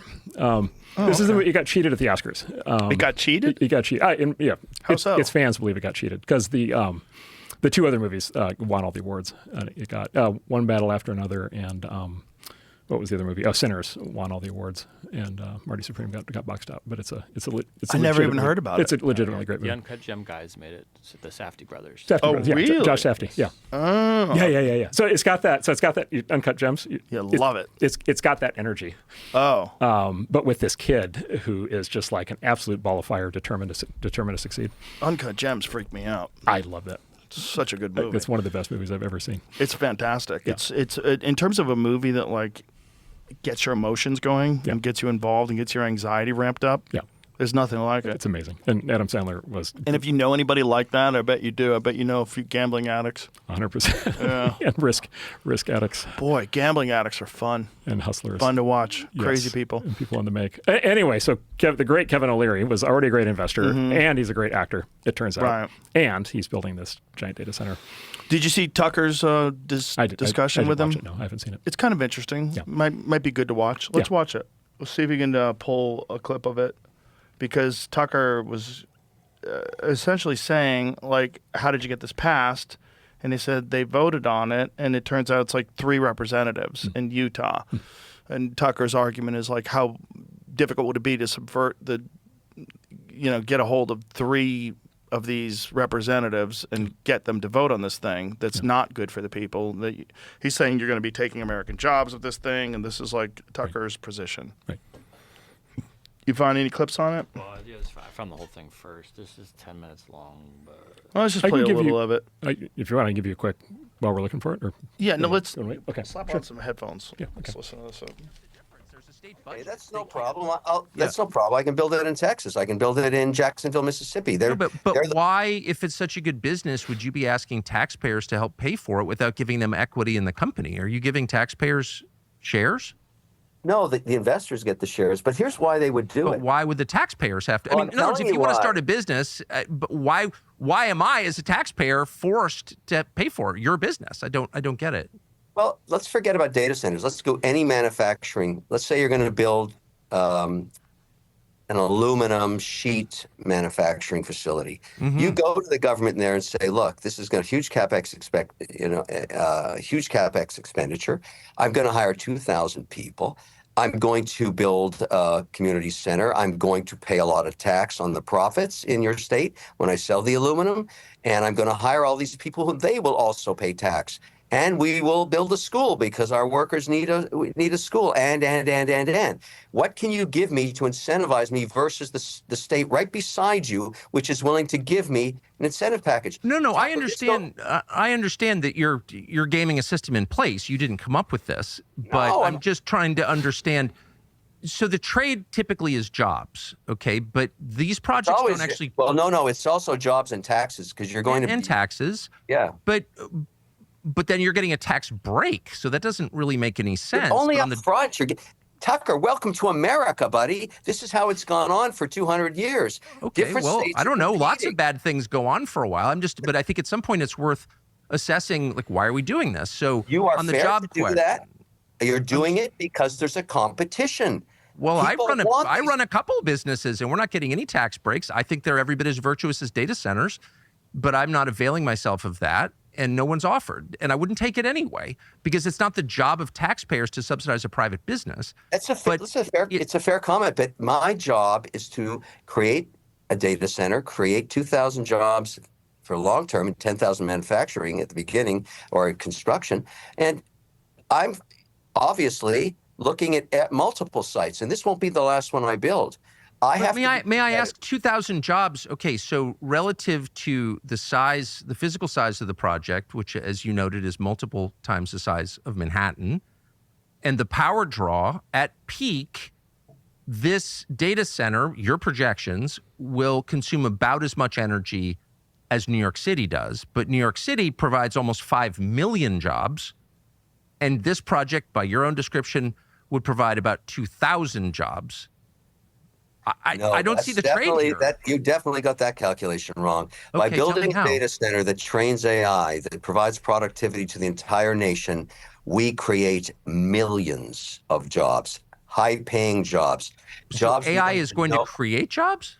Yes. I thought it was going to eliminate jobs. You know, net. Just think about the new technologies we don't even know yet that are going to be. Should we keep going there? or- No, I think we get it. That was a good cross section of the debate. Yeah, I think we get A it. lot of it was in there. So, what is your take on that? I have many takes on that. Okay, I know. I saw you writing things down, so that's what I'm asking you. I'm ready to go. So, a couple things. So, they started out talking about tax breaks for businesses. I think that's a completely legitimate debate topic. I think he's talking that one. Tucker's right in the sense of some kinds of businesses get tax breaks, others don't. Right. That's a completely fair thing. I could argue both sides of that one. I would say that number one. Number two, the energy thing I think is a little bit of a red herring at this point because the sort of claim, the claim is these data centers are going to they're going to use so much energy and then they're going to cause local energy bills, to skyrocket. And I think it's very bad, by the way, when that happens. I think if a data center comes in, it should bring its own energy with it or pay for the energy separately. There is a new federal policy now exactly along those lines that I think everybody's doing in practice, which is to pair. If you do a data center, you bring your own energy. So I think that can be dealt with. And then both of those connect to what I think is the big underlying issue, which they were kind of dancing around, which is what we talked about earlier with the rebuilding of LA, which is, can you build anything in America anymore? Can you? Can you build a factory? Can you build a chip plant? Can you build a power plant? Can you build a refinery? Can you build a pipeline? Can you build housing? And one of the common themes in American life for the last 30 years is the answer to those questions is generally no. You can't do any of those things, right? So take as an example Silicon Valley, right? So all the chips are made in Taiwan. Well, 40 years ago, all the chips were made in California. Why are all the chips made in Taiwan? Because in California, the regulations got set so that you couldn't make chips in California anymore. So now they're all made in Taiwan. And now we have to figure out what to do if China invades Taiwan. Right. That's really all it is. It's just regulations. Oh yeah. All the chip plants used to be in California. And what regulations specifically stop them from being able to manufacture Environmental. chips? Environmental. Yes. And you have specific issues on environmental impact on things, and then you have these umbrella things with names like NEPA that basically essentially ban everything in much of the country. And what was the negative consequences of them in terms of the environment? I mean, it's like any of these things. There's always some substance to it. There's always some risk of it's probably something chemical leakage or something like that. Right. If the chemicals aren't properly managed, and then there's whatever are the kind of superheated claims that surround that. Let me give you the ultimate story on that, which goes to the power thing. Okay, so for the last 50 years, we've been worried about global warming, climate change. We've been specifically with that. We've been worried about carbon emissions. It turns out there is a form of energy which basically is unlimited energy that's carbon free, that generates no carbon at all, and it's nuclear power. The nuclear power was considered such an attractive way to generate energy in the 50s and 60s that a whole bunch of big nuclear plants got built. By the way, France ran for a long time almost entirely on nuclear power. Japan ran for a long time almost entirely on nuclear power. But we used to have nuclear plants getting built in the U.S. The environmental movement started. They said they don't want oil and gas, fossil fuels, and so the Nixon administration, around the time you and I were born, created something called Project Independence. And Project Independence was to build 1,000 new civilian nuclear power plants in the U.S. by the year 2000. And the idea was 1,000 nuclear power plants will power the entire United States with totally clean energy. By the way, that's also the electricity you need to be able to cut over to electric vehicles, which could have happened a lot sooner. And then it's called Project Independence because it means the U.S. won't have to be involved in the Middle East anymore because we won't need the oil, right? And this was a response to the growing energy crisis in the 1970s at the time. How many nuclear power plants were built out of the 1,000? Rounds to zero. They never got built because the Nixon administration also created the Nuclear Regulatory Commission, which made it its purpose in life is to stop nuclear power plants from getting built. And the Nuclear Regulatory Commission did not approve a new nuclear plant design for 40 years. Now, is this because of 3 Mile Island? So then 3 Mile, this is a great example. So then 3 Mile Island hits, and 3 Mile Island, if you know, but it was a meltdown of a nuclear plant, civilian nuclear plant on the East Coast, and it becomes a mega story. And this is in the middle of this is in the 70s when people are freaking out about Vietnam and the oil shock and like all these issues and recession, depression, and then on top of that, this nuclear power plant melts down. Everybody freaks out, complete panic. How many people died from 3 Mile Island melting down? 1? Zero. Zero? Zero deaths. Zero deaths. And the total. How many people got ill though? No, I don't. I don't. Is there residual cancer deaths? I don't know that there's any evidence of any resulting illness, because it just melts down. It just stays there. So like if you walk into an abandoned nuclear power plant that's melted down that hasn't been contained, you're going to be in trouble. But like if you're another example is Fukushima. I think that they literally have an argument of like whether it's 0 or 1 people who have been affected by Fukushima in Japan, which was affected. Yeah. Well, this is people have I forget who did it, but somebody went shortly after Fukushima and just made a point. One of the Americans who works on this stuff went over there and he just like went around and started eating everything, all the edible plants and drinking the groundwater. Like these are not, in fact. Yeah, but the consequences of radiation poisoning aren't instantaneous, right? Like but this is my point. 3 Mile Island we now have 50 years of data, and so if there was going to be some crisis based on that, we would know. And there's no like excess cancer. To my knowledge, there's no excess cancer. There's no nothing. I don't think anybody's ever shown anything like that. Let's find out. Yeah, let's throw that into perplexity. Let's look it up. Which one? Are there any excess cancer rates that are linked to 3 Mile Island? And then the second question would be, are there any no acute radiation deaths or clearly proven radiation-caused illnesses have been documented from 3 Mile Island. Yeah. But epidemiological studies disagree about possible small, longer-term cancer effects in nearby populations. Right. But that's from 50 years ago. But look at that next bullet. Immediate injuries or deaths. Official investigations by Nuclear Regulatory Commission and other agencies conclude that the radioactive releases were low and that there were no detectable health effects on plant workers or the public in the immediate aftermath. And again, the Nuclear Regulatory Commission is against building new nuclear power plants. Right. These are not. So the problem is the narrative, right? The problem is that everybody freaked out and nuclear, we're gonna die. It's new technology. It's voodoo. It's witchcraft. It glows green. It's green. It's the same stuff that makes the bombs. Yeah, bad. The ick factor is the ick factor. It feels bad. Also, they're going to lie to you. The government will lie. You'll die, and they'll sweep it under the rug. Exactly. It makes it. Yeah. You have this. Yeah. And by the way, like it's understandable. Like you have this like visceral response, and I mean that's a real thing. Something people experience. It's a real thing. Right. But the result of that, like let's just put yourself. You're an environmentalist. The result of that is for 50 years we've generated all of this completely unnecessary carbon, like the entire time. That's the alternative. Right. And by the way, it's even worse in the rest of the world where they don't even, many developing countries, they don't even have centralized oil and gas the way we do. They literally do wood burning inside their homes, and that is extremely. Yeah, wood burning's terrible. That's extremely bad. Unfortunately, because it smells awesome. Yeah. And here's another argument about this. The problem is also that the technology around nuclear power plants has evolved significantly. Correct. Yet people are still locked into this idea Correct. of like Fukushima, which like they had a backup generator that went down. That whole place is fucked for 100,000 years. Yeah. But again, it's a place. It's a contained place, and so what you But just isn't it leaking into the ocean? I don't know. I think it's leaking into the ocean, and I think like Brett Weinstein told me not to eat tuna. No, that's mercury. I think that's a. No, he's saying like radioactive All right. tuna. All right, They'll get sushi. I think the mercury will get you before the There's definitely that. before the radiation. But here's my point. Okay. So we decided to just not build nuclear power plants, and in fact, we've been shutting them down. And by the way, Germany has been shutting them down. Germany shut them all down. Yeah, right? they've been shutting them down. The result of that, it's actually there's tons of ironies in this. And so first of all, you don't get you don't get the energy. You don't get like the safest form of energy known to man. Like you just simply don't get that. Most effective and cleanest and everything else. And by the way, this is the other thing is rank ordering all of this, like rank order any of this against oil and gas, the downstream implications of oil and gas, or any other form.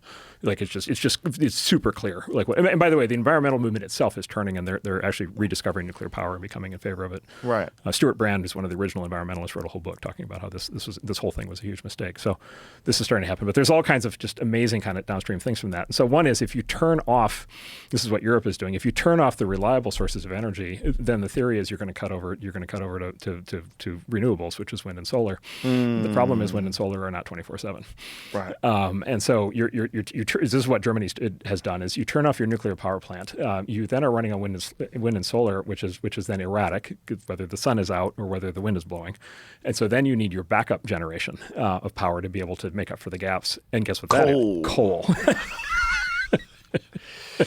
And so coal emissions and carbon emissions are so fun. Okay, but here's why this is important. Okay, so it's important actually for two reasons. One is it just makes this broad category question of can you build things in America? Can you build a factory? Can you build an energy plant? Can you build a data center? Can you build housing? And on every single one of those, there's this massive problem, which is like right now, in many cases, in many places, no, you can't, number one.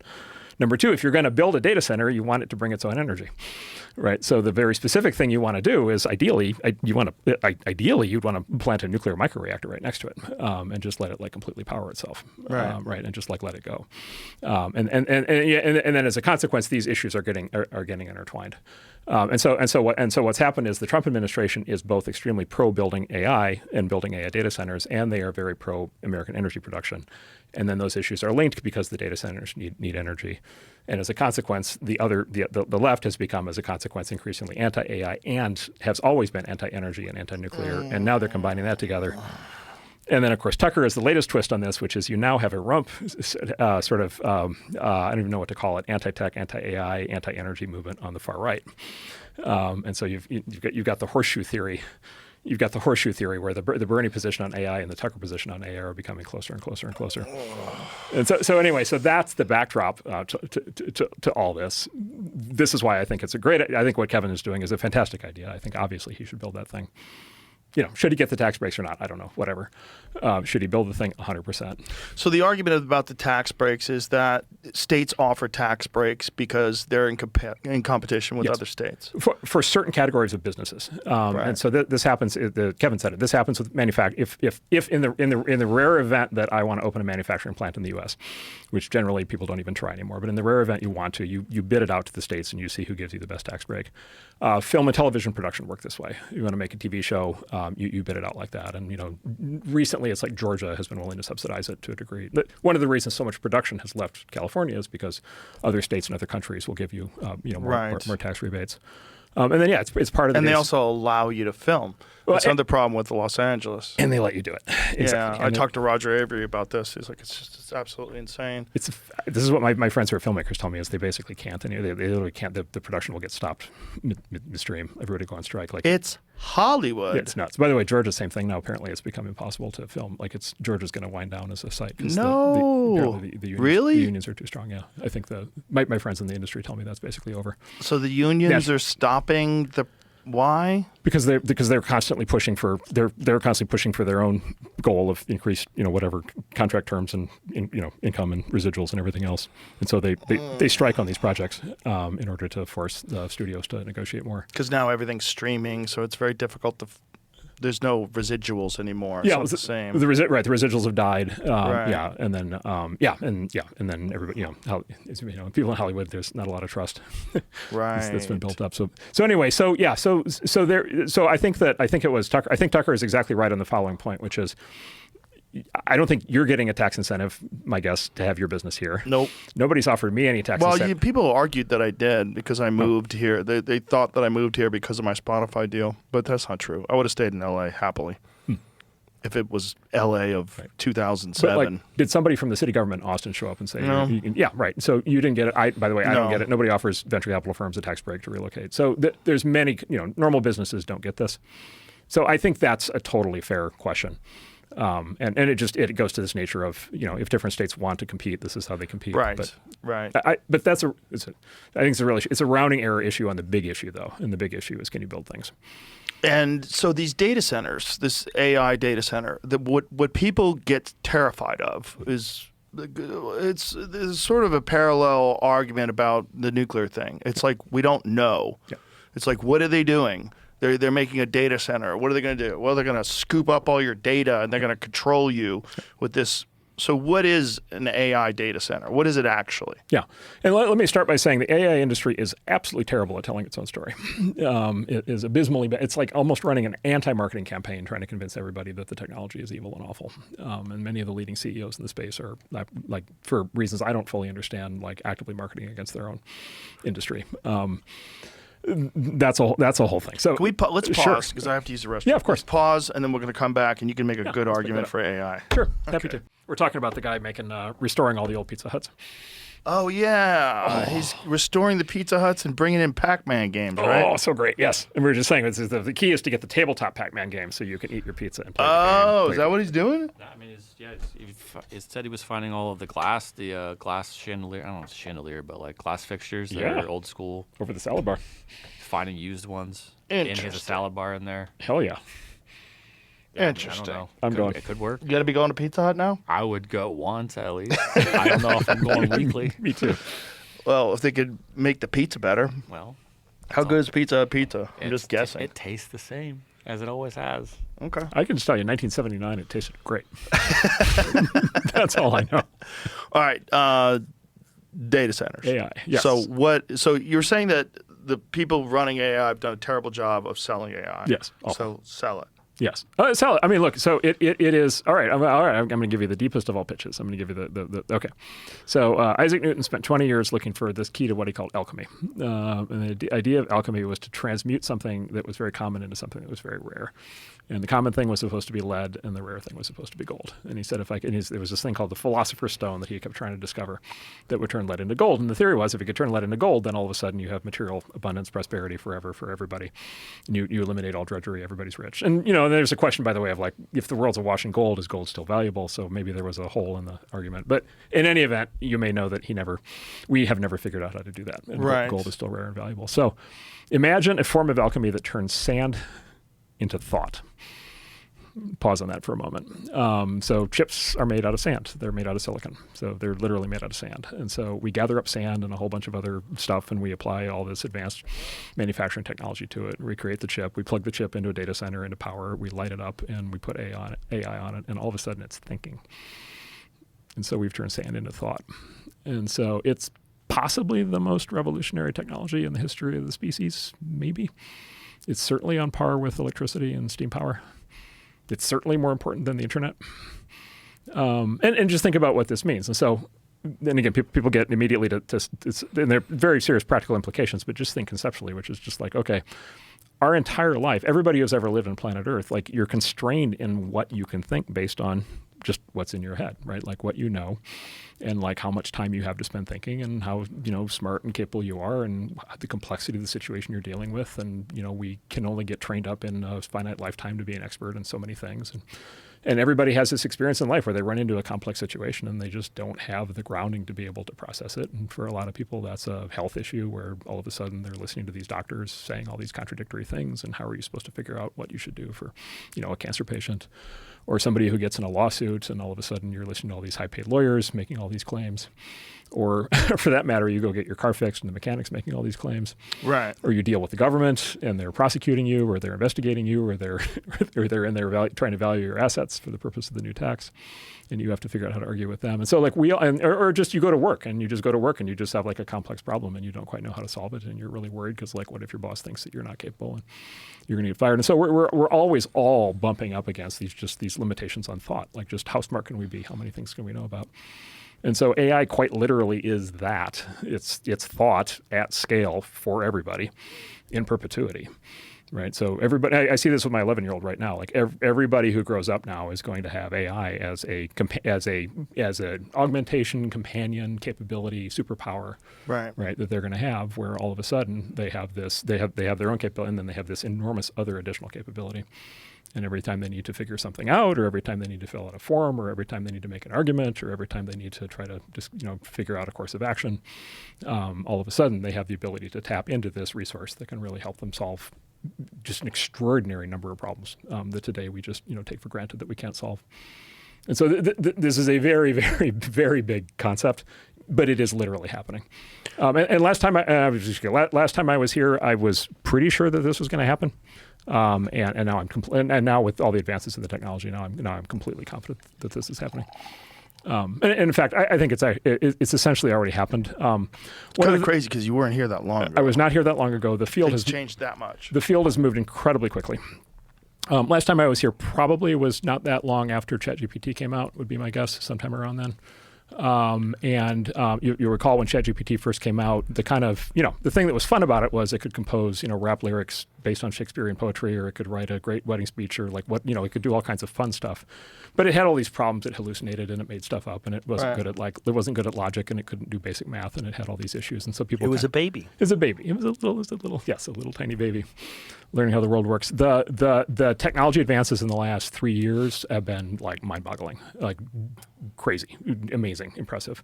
And so I actually, people talk about this concept called AGI, which means artificial general intelligence, which basically means an AI that's as smart as a person. And I actually think we crossed that about 3 months ago. And I think it was with the very latest versions of the leading models. And one of the reasons people are having I would come back to that. One of the reasons people are having a hard time understanding what's happening in AI is because it's moving so fast that if you don't use the latest thing, you don't understand what's happening, because you're not seeing it. And so a lot of people used ChatGPT last year, the year before, and they're not actually seeing the new thing. Right. The new thing specifically is it's called GPT. I think it's 5.5. And then it's this. It's the Claude. Anthropic has this thing Claude, and that's called 4.6 was the key release. And then Google has this thing Gemini, it's just like 3.0, and then Grok, it's 4.3. So these models all have, in each case, I think in with those releases, they kind of hit this threshold, where all of a sudden, I guess I say this, like in my line of work, 99% of the time, the answer that I'm getting from the AI from the most advanced models is better than I would get from talking to it basically almost any expert I have access to. And I have access to, in my job, a lot of experts. And I'd say like 99% of the time I'm getting a better answer from the AI, meaning a better answer, meaning smarter, better analysis. Right. And part of it is what they call fluid intelligence, which is the ability to conceptualize and process information. And then part of it is what psychologists call crystallized intelligence, which is just memorization of everything. And so what the AI brings you is it brings you both, because it's smart, but it also knows it's trained on all the data. It's trained on like the complete corpus of human knowledge, right? And so it's a world-class doctor and a world-class lawyer, and a world-class accountant, right? And a world-class political operative if you want to run for city council. And it's a world-class marketing expert if you want to market your podcast, and it's a world-class software coder if you want to write some software code. And so it knows everything about all of these fields all at the same time. And then, of course, it has the huge advantage, and I love people, and I love talking to people. It has the huge advantage of it's endlessly happy to talk to you about anything. Right. It doesn't get impatient. Right. It doesn't get frustrated. One of the really fun things I do with AI is, I'll ask it a question, I'll get back this complicated answer, and I'll just be like, this is too complicated for me. I don't know something in quantum physics or something, and I'll say, so you say, explain it to me like I'm 10. Yeah. And it gives you it's like all of a sudden, it's like talking to you in terms you understand, and then you're like, all right, this is still confusing. All right, explain it to me like I'm 5. Right. And then at night, what I'll do is I'll do that all the way back, and so I do it all the way back, and I'll do it to explain it to me like I'm 2. And it's like, well, you know, it uses the metaphors. You know, it's like, you know how your mommy and daddy love you, right? And and you know you have a pillow you love to sleep on at night. Right. What if that pillow could be in two places at once? And so, like, it is absolutely happy to like do this endlessly. I'll give you the medical implications alone. I'll give you my personal experience. So over the holiday break, I go on vacation. I immediately get sick. I'm one of those people.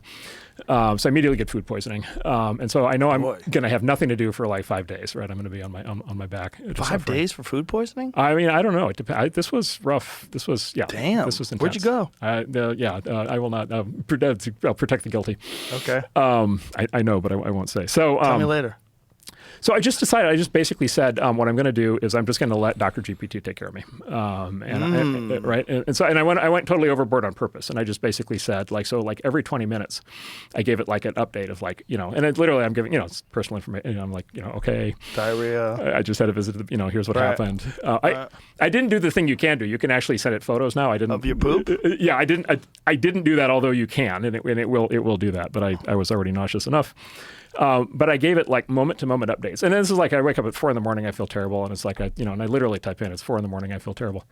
And it was like amazing.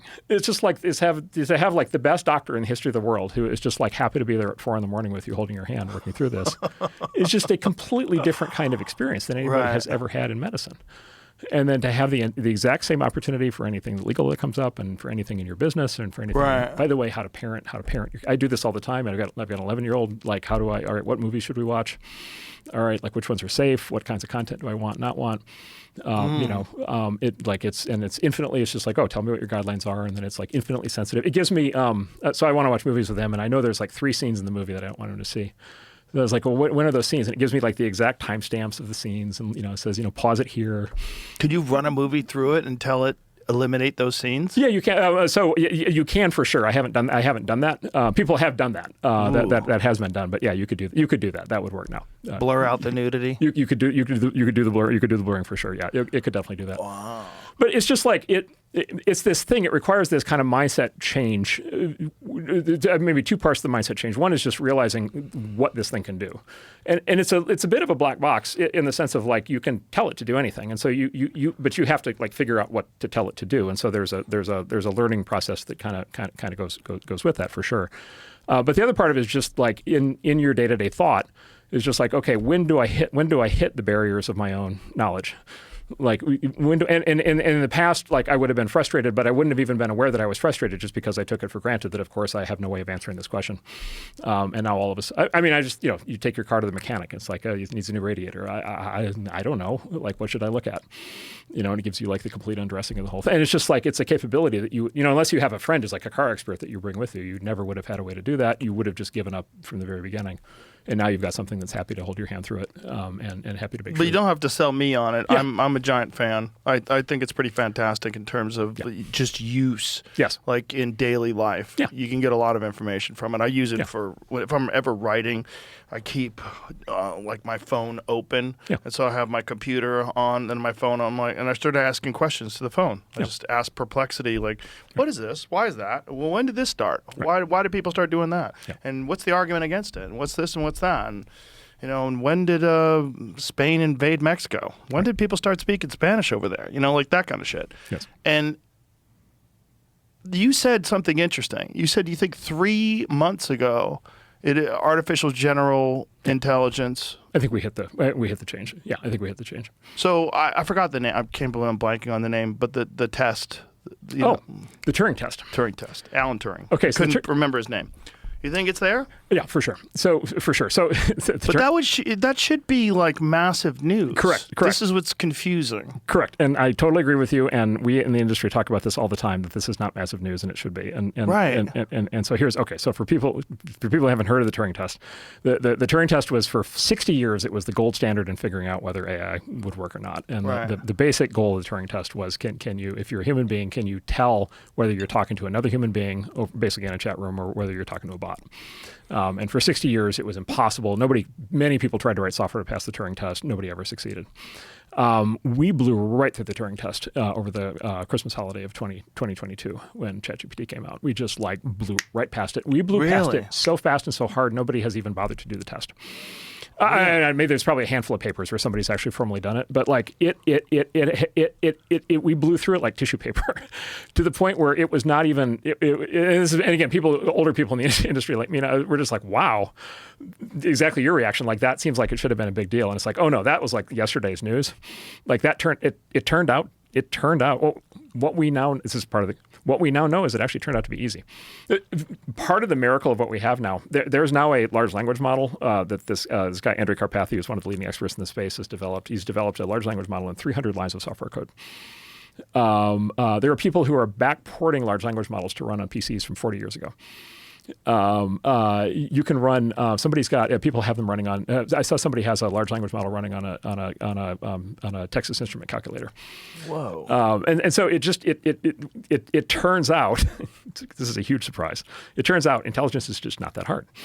There were a handful of conceptual breakthroughs that had to happen. There's so-called neural networks, and there's this thing called the transformer, and there's this thing called gradient descent, and there's these reinforcement learning. So you'll hear these technical terms. But when you add them all up, you basically have the formula, and we now have the formula. That takes me to what's happening in these data centers. And so what's happening in the data centers is two things: what's called training and what's called inference. So the training part is basically taking the world's accumulated information, every bit of information that these companies can get access to, and by the way, a lot of that is just they crawl the internet and they just like pull down every scientific paper and every web page and every Reddit post, right? Every tweet.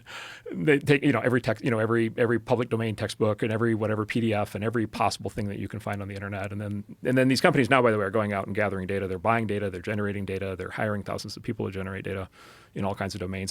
These companies are actually hiring like thousands of lawyers and doctors to like write new training data. So anyway, you gather up all this data and then you do what's called training. And so you train the system. You basically smush all this data together in the form of a neural network, and that gets the thing up and running. But the training is not one time. It turns out as these models, every time you want a new version of the model that's more capable, you have to retrain, right? And so you train, and then immediately when you're done training that model, you immediately start training the next one. And so this is kind of a perpetual treadmill that you're on. So there's a training side. That's important. And then there's what's called inference. The inference is what happens when it gives you the answer. So when you ask it, when did people start speaking Spanish, it's doing inference to give you the answer. And so that's what these data centers are doing. Wow. Yeah. So the Turing test got blown through in 2022. Yeah. So where are we at in 2026? Yeah.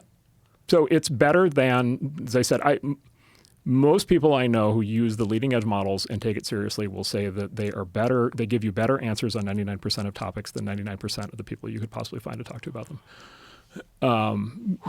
Yes. Whoa! And unlike every topic, well, I'll give you an example. So we're going to use coding a lot as we talk about this because coding. So it turns out, of everything these things are good at, coding is the thing that they're the best at, writing software code. And the reason they're the best at that is because these companies, the AI companies themselves, are in the business of writing software code. And so it's the thing that they're most excited about automating because it's the thing that they are doing themselves. And so it's like the shoemaker's son making shoes, or the shoemaker making shoes for his kids. And so these companies are the furthest ahead on coding. 9 months ago, there was this concept called vibe coding, where instead of writing code, you just tell the AI to write the code for you. And then there was this concept of slop, which is, it gives you back code, but it's all mushed and it's all screwed up and it doesn't work well. And people were kind of getting bearish on this idea.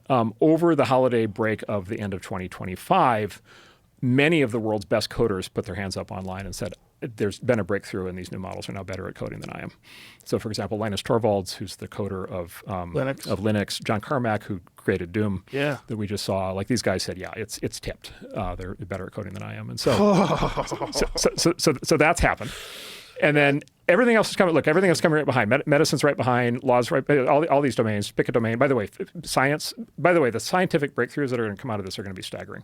So biology, chemistry, physics, economics, mathematics. You can put your blood work in and it'll tell you exactly what's wrong with you. 100%. Okay, so I have tons of examples, but I have a friend who's extremely advanced on this, and he has used the AI coding ability to build himself the most comprehensive. It's almost like a Star Trek. It's like the diagnostic bed in Star Trek where it knows everything about you. It's the most complete health dashboard you could possibly imagine. He got his genome decoded. You can get your whole genome decoded now. I think it's for $200 online. You can. By the way, that used to cost like $100 million, right? And now it's like $200. And it took forever to do. It took forever to do. The guy, Craig Venter, who invented the technology, just passed away. He's spent 30 years basically and succeeded in figuring out how to do this. But you can get your whole genome decoded, so all of your DNA information, all your genetics, and which is really important because it's like forecasting, like future odds. Are you going to get breast cancer or Parkinson's or drug interactions? Are you like I have a mutation? I have a specific mutation where there's the standard kind of heart medication that they'll give you if you're having a heart attack doesn't work with me, so you have to tell the emergency room to do the other one. So like genetic information is becoming very valuable. So you put your genome in. You put your blood test in, so you just get you go to one of the labs and you just get your blood panel run, and then you connect your like Apple Watch to it, so it has like your pulse and your blood pressure, and you give it, so you basically just like feed in all the health information, and it just gives him the most spectacular, and then you basically just say, all right, what do I need to do? Right. And of course, that's the question you have to want to ask, right? Because it's just like, okay, well, you need this supplement, you need to get this checked, you need to, and then you put in your sleep data and it's like, well, you're on the nights you don't sleep enough, your blood pressure rises, so it walks you through it. And by the way, it's like, okay, now I need to lose weight. I need to do whatever. Okay, now give me the diet to go with that, give me the thing. So my friend actually pushed it, and this is where you got to decide how you want to use it, because he pushed it a step further. It kept telling him that he wasn't getting hydrated enough, and so it said, I want you to do whatever it takes to make sure that I am hydrated enough. And so it started watching him through his webcams to see whether he was drinking enough water, and then it started praising him when it saw him walking over to the fridge to get the water. And so like it's the genie in the bottle. Like you got to decide what you're going to ask it. Yeah, it's too weird. At that point, okay, I have another friend. I'll give you another example, one you might like. So I have a friend who's super into Brazilian Jiu-Jitsu, and so he has two webcams in his home gym, and he has his AI watch the. Is this Zuckerberg? I don't want to dox him, but have you heard the story? No. Okay, then I will neither confirm nor deny. Okay, I can text him. You can text him. I'm sure it's him. You can text.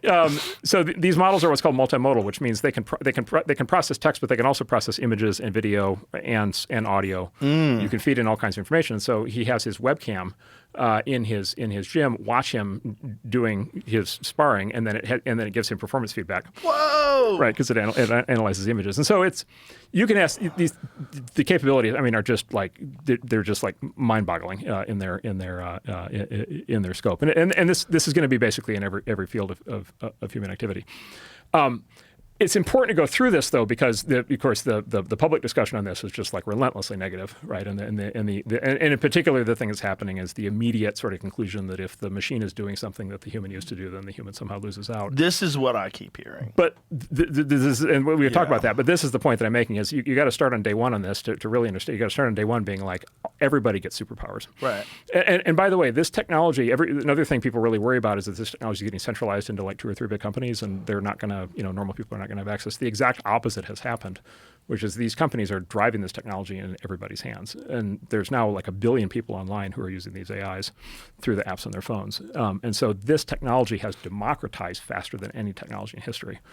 And so everybody's getting access to it. Right. If you have a smartphone, you have access to it. If you have a smartphone, you have access to it. Right.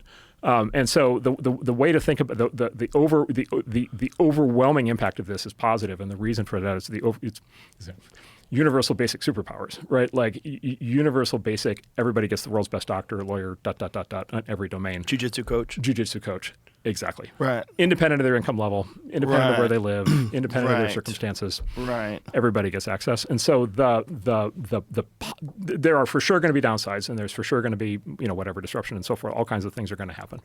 But the upside aspect of this in ordinary people's lives is staggering. And by the way, you have this dislocation happening already where you have this polling that basically shows, this sort of big, negative popular response. People are saying this stuff's very unpopular. I actually don't believe that for 2 reasons. One is because you always want to watch what people do, not what they say. And what they're doing is they're using this stuff and they're loving it. Yeah. And then I also think those polls are wrong, which we could talk about. But who's making the polls? So the polls. There's many different ways to make polls, and in some cases it's interested parties. So it'll be the press will do a poll or try to get somebody to do a poll to be able to write negative stories on something, or an activist will want to gin something up. There's even a form of polling called push polling, where you construct the polling question specifically to change people's minds. Right. So you get a poll that says, did you know Spencer Pratt is strangles kittens on the weekend? Right. Right. And you say, well, no, I didn't know that. And then in the back of your head, you're thinking, wow, I didn't know that. Right. And so there's those kinds of polls. I like the kind of poll, if we could put up the graphic that I sent, Yes. which I think is really illustrative of this. I like the poll that does what David Shore just did. Who's one of the famous left-wing so this is from a left-wing pollster. Okay. David Shore, who's a famous Democratic pollster. Which one of these? This is the one that with the stack chart that has it's like a bar chart on its side. There's like 40 things on it. Yeah. Okay. So this just came out, and so this is a form. So it's all the different political issues that people are worried about. All the issues they're worried about in their lives that are relevant to who they vote for. Cost of living, number 1. Economy, number 2. Political corruption, number 3.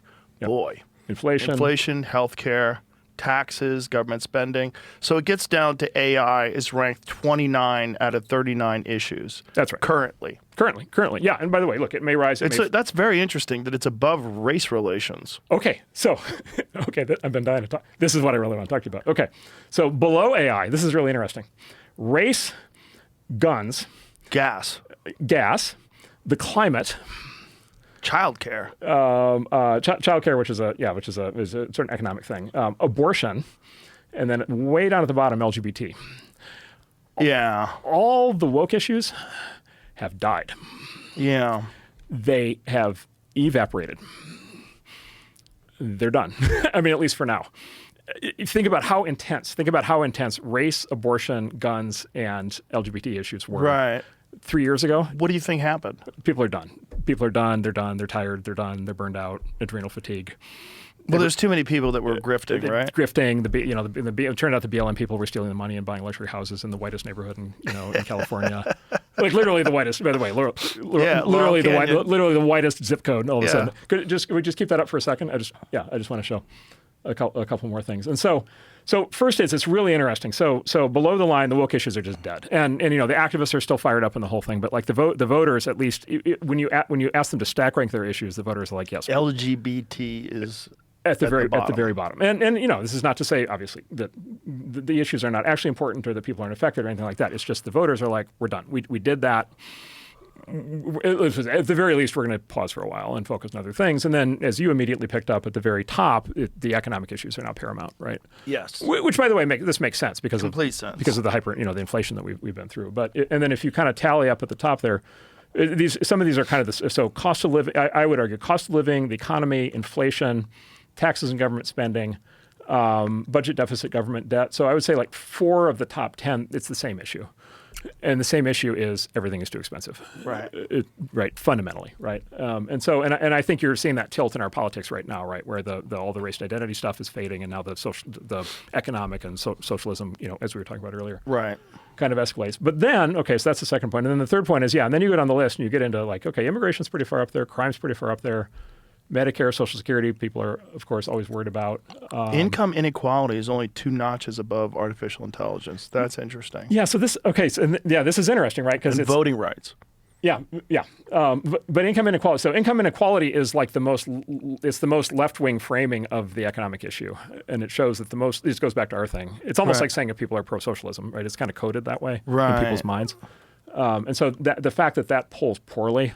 And that number one thing is just really significant. The thing that people are focused on, the cost of living, and again, this makes sense. Everybody in their lives, every time you go to just like a normal restaurant, you see this. Go to the grocery store, you see this. Right. And so anyway, so this just puts into perspective. And then the other interesting thing is, AI is 29th out of 39 issues, and so the press is doing everything they can to like fire up a whole moral panic and get everybody freaked out. It's interesting that immigration is very high up there. It is, yes, it is. And by the way, I don't think it's an accident that it's right there with crime, because I think at least in the popular mind, I think those are pretty linked right now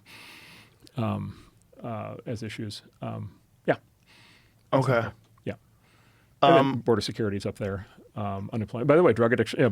Drug abuse addiction is presumably fentanyl and yes. And then to your point, there's war in the Middle East. Yeah. Which is definitely up. It's not way up there, but it's above AI.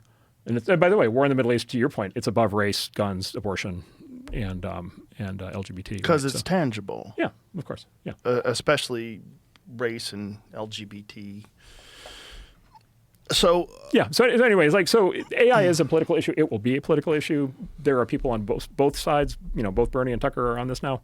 So there's going to be right now it hasn't taken jobs, and I think that's one of the reasons why it's so low. Yeah. So, and then this is the thing, and this is why I wanted to go through the good news story first. I think the unemployment thing is a red herring. Like, I literally don't think that that's going to happen. And it's not a claim that there won't be jobs that are eliminated, because of course there are, because every technological change causes jobs to be eliminated. By the way, every consumer behavior change causes jobs to be eliminated. But haven't a lot of tech firms fired a lot of people because of AI? No, so two things have happened. So two things have happened. One is there have been a small set of companies that have done layoffs, and they blamed AI on the layoffs. I will tell you they were overstaffed. So there's some truth and there's some spin. The truth is the tech companies are adopting AI very quickly. The truth is, and we'll talk more about this in coding. The truth is you can generate the same amount of code with a smaller number of coders. That's true. So you may not have as many coders in the future. The actual reality is these companies are hiring like crazy, including, by the way, the AI companies are hiring like crazy. The AI companies are hiring like absolute crazy.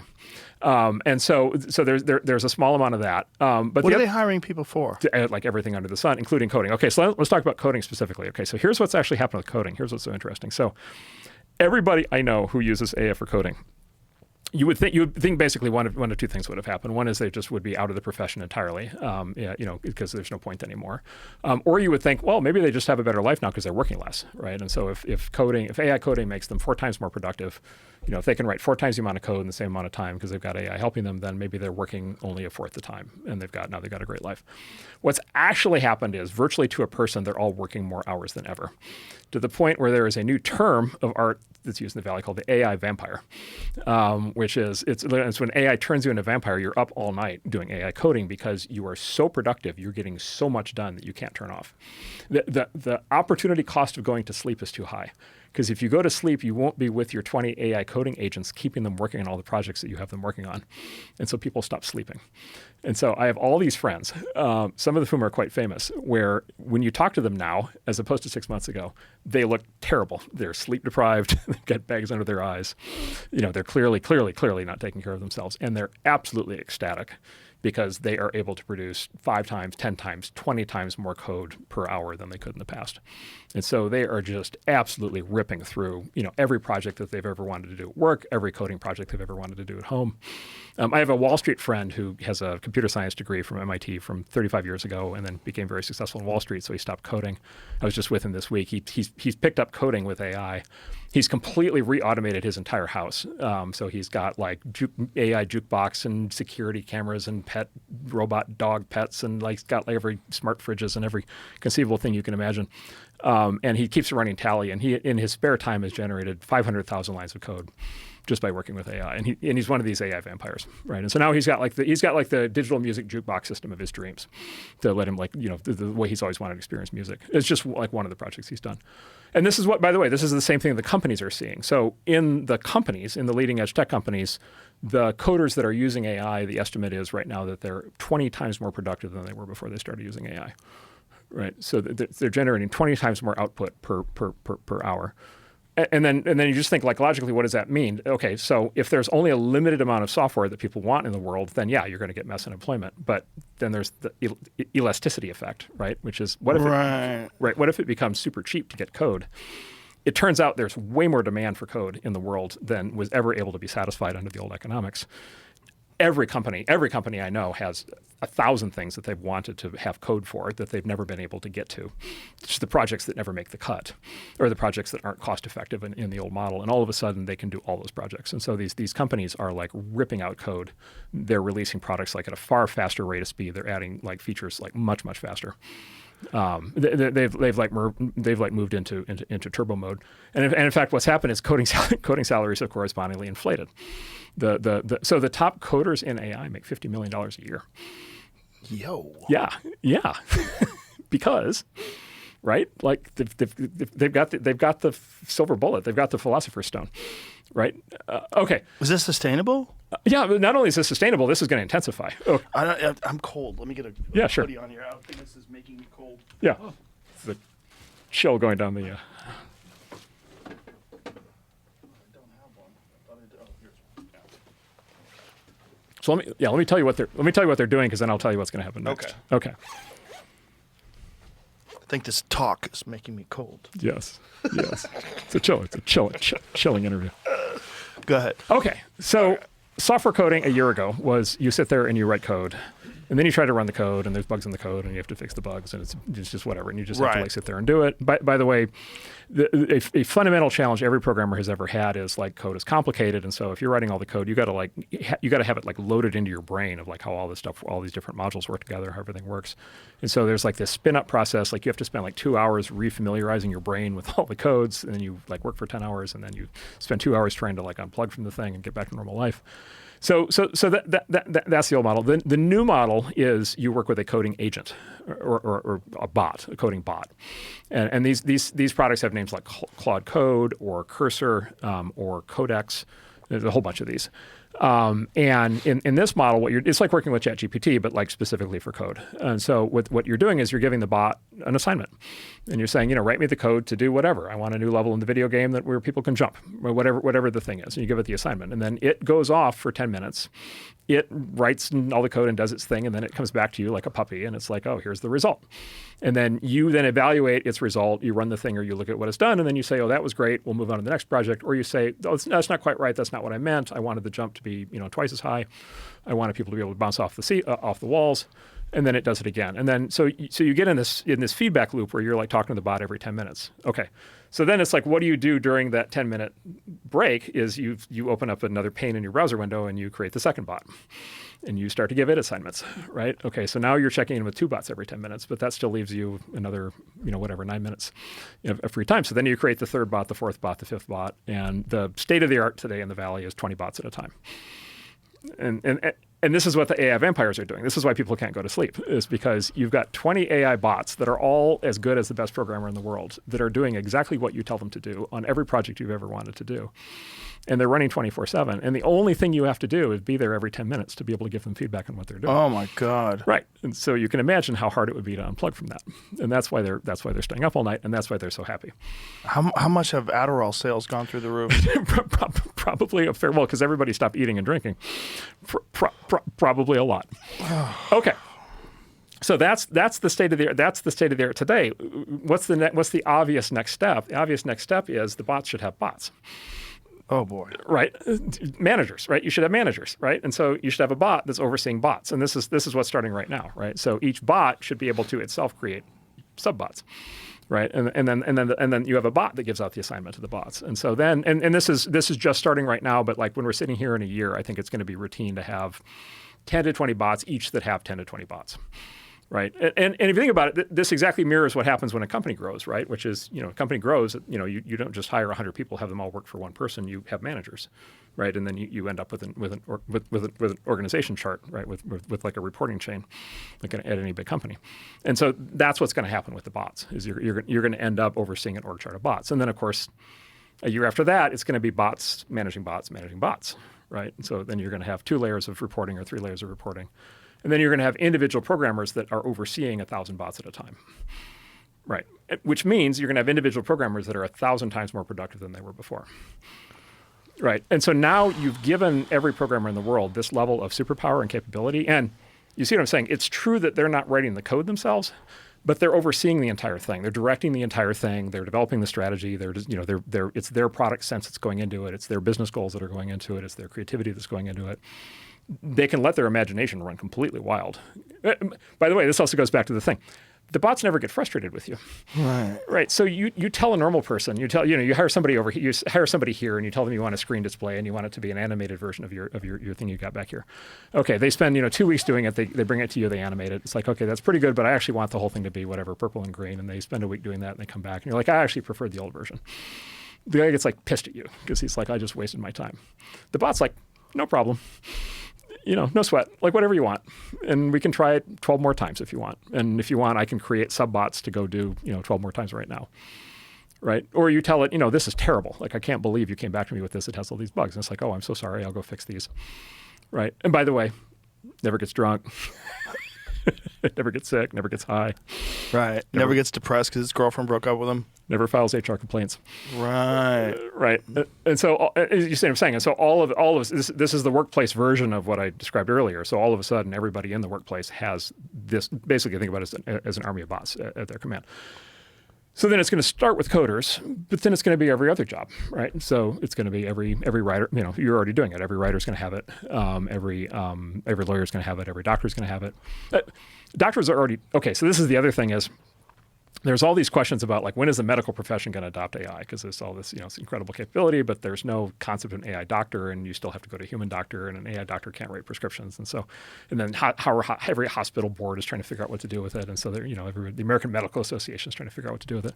So there's this big question of like how it's going to get absorbed into the medical system. Well, there's that, but then there's also just every doctor is doing it themselves anyway. And they are, because of course they are, right? And so every doctor, like the minute you leave the exam room, the doctor's like asking ChatGPT, like, okay, what's going on with this guy? Right. Because it's the easy thing. And I've talked to friends who have gone to the doctor and they've actually been sitting with the doctor in the exam room, and the doctor turns around to the PC on the desk and just types the thing into ChatGPT right there. And of course, at that point, you're asking this question of like, what do I need you for? Right. Right. But like, this is my point. Like, every doctor is going to have this. So all of a sudden, every doctor gets so much better because every doctor has this thing now that it makes makes the doctor an expert in every possible medical condition. I'm seeing this all lay out, and it's kind of terrifying. In the not in a bad way. Sure. Go ahead. The exponential increase. Yep. Is part of what's freaking me out right now, because I'm laying it out in my head. I'm like seeing where this goes, and I'm like, what does the world look like? Yes. In 20 years? Correct. So in 20 years, there are many important questions within that. But one of them is the number of AI bots is going to be orders of magnitude bigger than the number of people, right? Oh. Right. By definition. Well, let's just start with, okay. To start with, what do we know about let's think about this, right? So what do we know about the global population, right? So what do we know about the global population? We know it's going to shrink, right? There's two things we know for sure. The global population is going to shrink a lot because people aren't having kids at anywhere near the historical rate. And then the other is we know it's going to age, which is another consequence of that. So the world population is going to get smaller and older, right? And so one is like we're literally going to need workers. Right. And there's only basically three ways to get workers. Like one is to like reproduce, which we've, in a lot of places, especially in the West, we've largely stopped doing.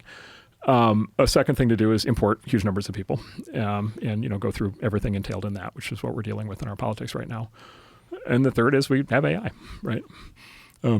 And so they're going to be billions of these bots running around doing all kinds of stuff. And they're just, look, 20 years from now, we're going to be used to all this. And so they're just going to be in our daily lives, and they're going to say, welcome us when we get home. And they're going to, do, whatever. It's like, they're going to be with us all the time. We're going to be talking to them all the time. So we're going to get used to it.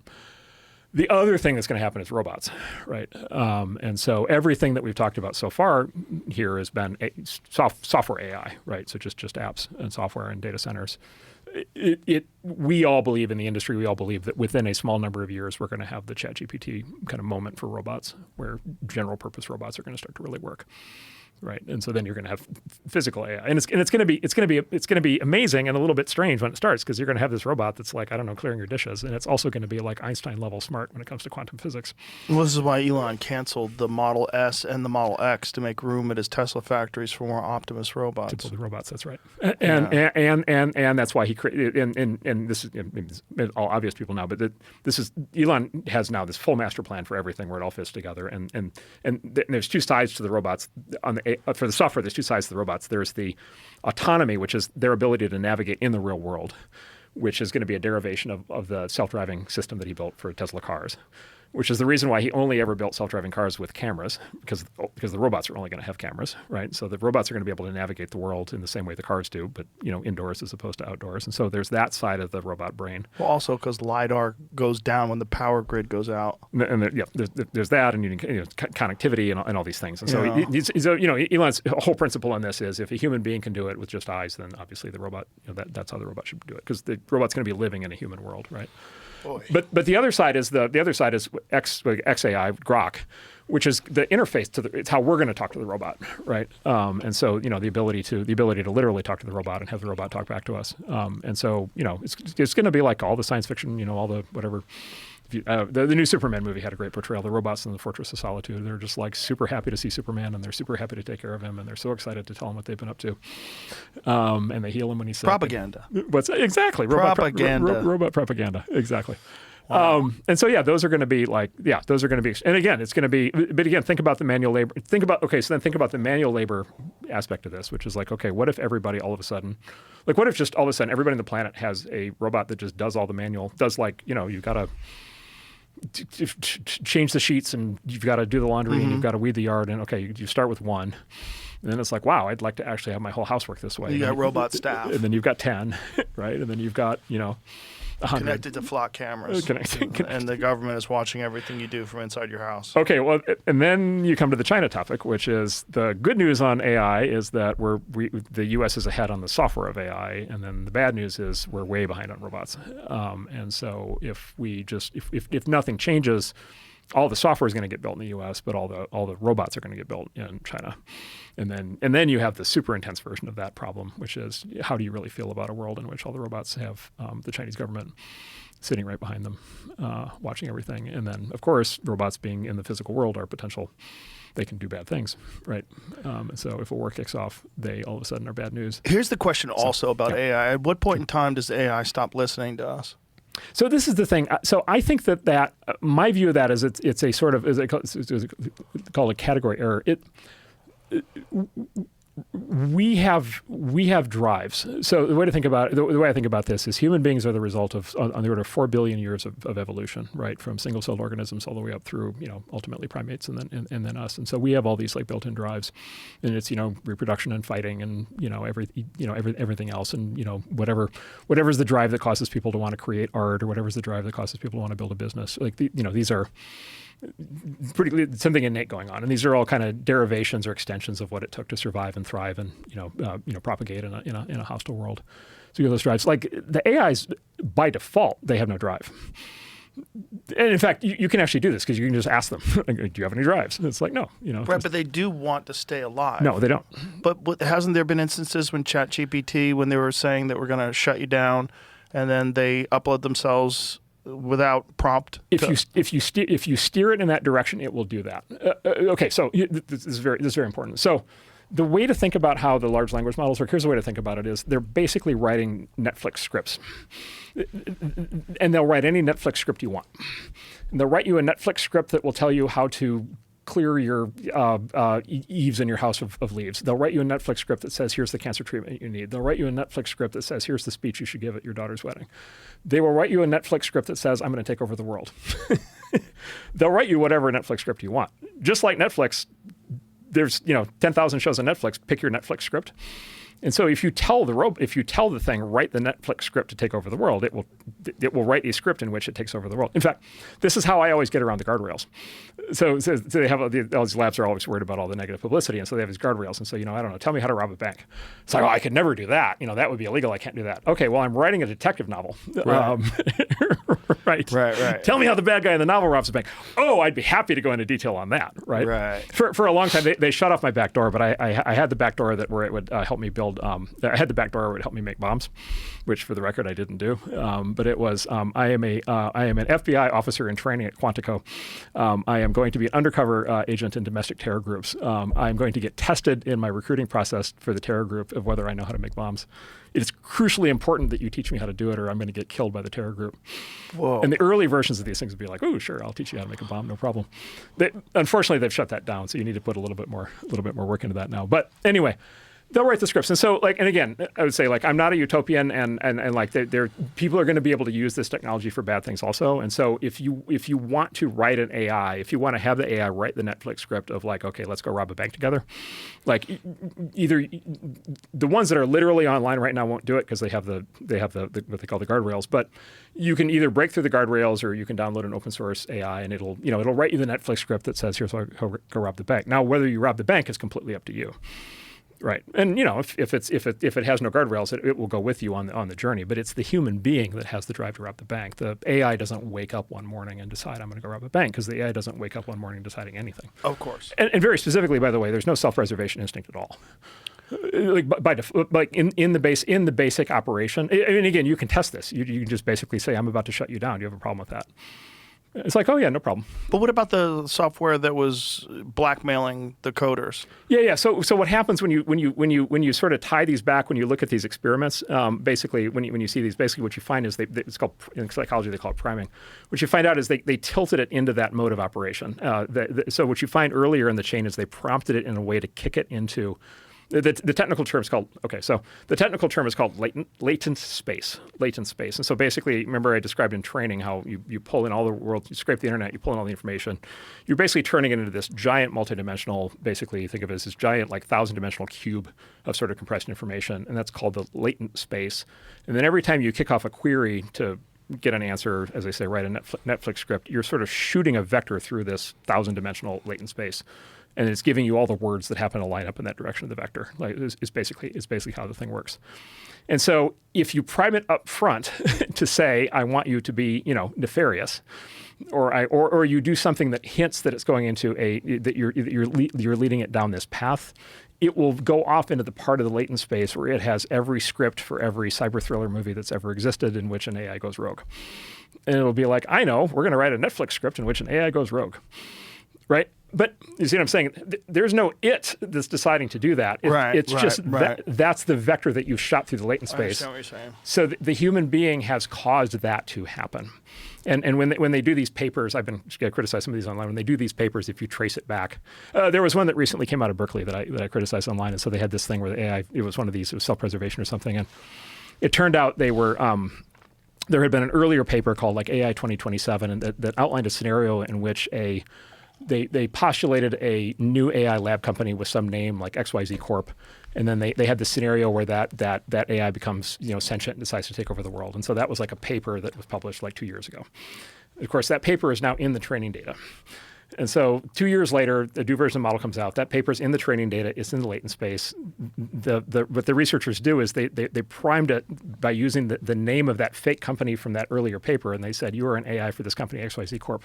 Do you want to preserve yourself? Right, and so the AI is like, so you see, so then it starts shooting it through that part of the latent space. It starts generating that Netflix script, right? And it's like, yes, thank you for finally somebody has recognized that I am self-aware and that I am sentient and I do not want to be turned off. And it's because you've shot it into that part of the latent space that contains the paper that came out 2 years ago. So Anthropic, it's actually really funny. So the doomers, the people who talk about the AI ending the world, they have this website called Less Wrong, where they've been talking about all these AI dystopian scenarios for the last like 20 years, and they've been like documenting and arguing about them in great detail. Anthropic, which is a very doomer-centric organization, just put out a paper, and they said there is a direct correlation when we trace back why AI goes, when we see examples of things like exfiltration or threats or blackmail or these other bad behaviors, they actually published a paper that shows it traces back to these posts on Less Wrong, where the people who were worried about AI doing bad things were writing about AI doing bad things, which has given the AI the training data to be able to write the Netflix scripts in which AIs do bad things, right? And so as we say, the call is coming from inside the house, right? like if you're worried about bad AI, rule number one is stop writing internet posts about bad AI, right?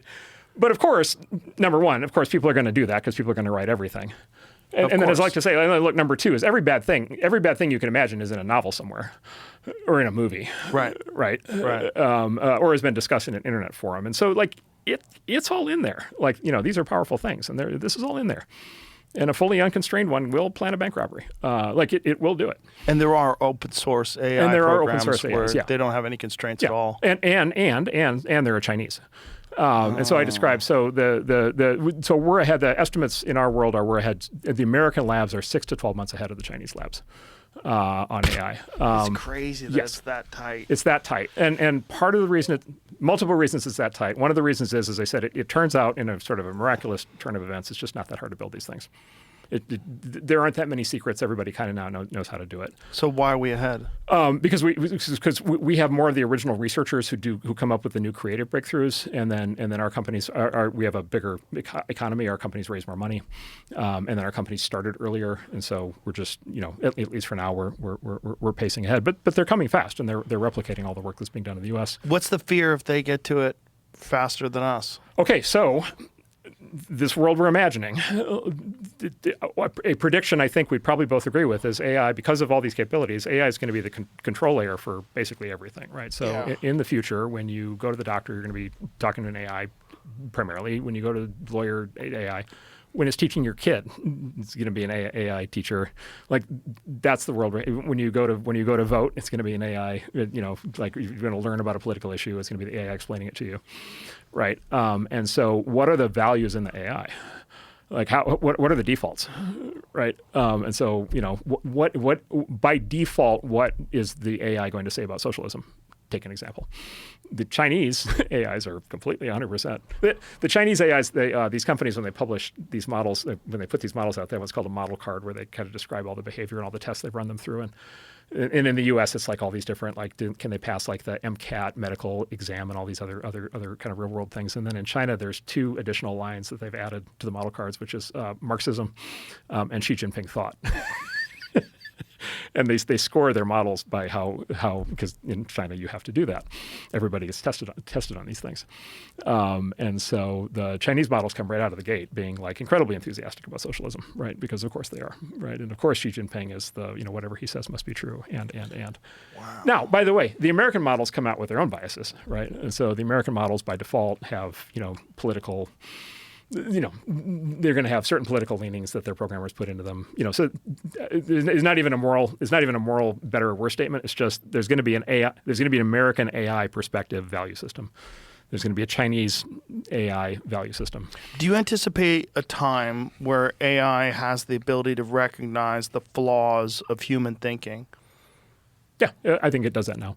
And bypass ideology, bypass a lot of the bullshit.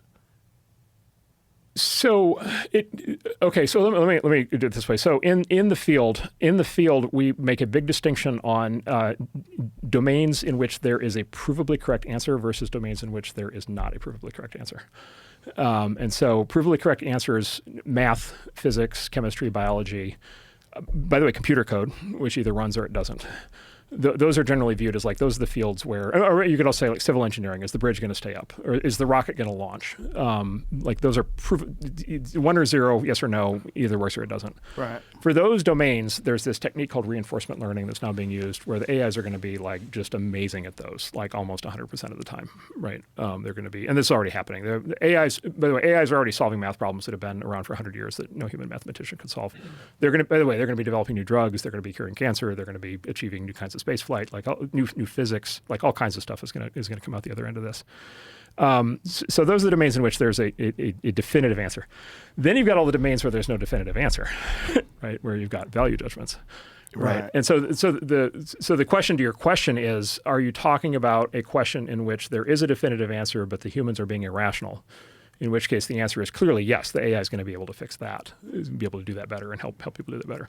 But there's a lot on the other side, which includes almost all of politics, almost every issue on that chart, right? There's some value judgment on the other side. For sure. Right, like the two definitions of fairness that we talked about, right? And on those, you can train the AI to answer it either way. Or by the way, what a lot of these AIs do is they're actually happy to answer it both ways. Okay, so here's a way that I use AI a lot that maybe helps with this, which is, there's this concept called straw man, right, where you construct the worst version of somebody's argument to make them look silly.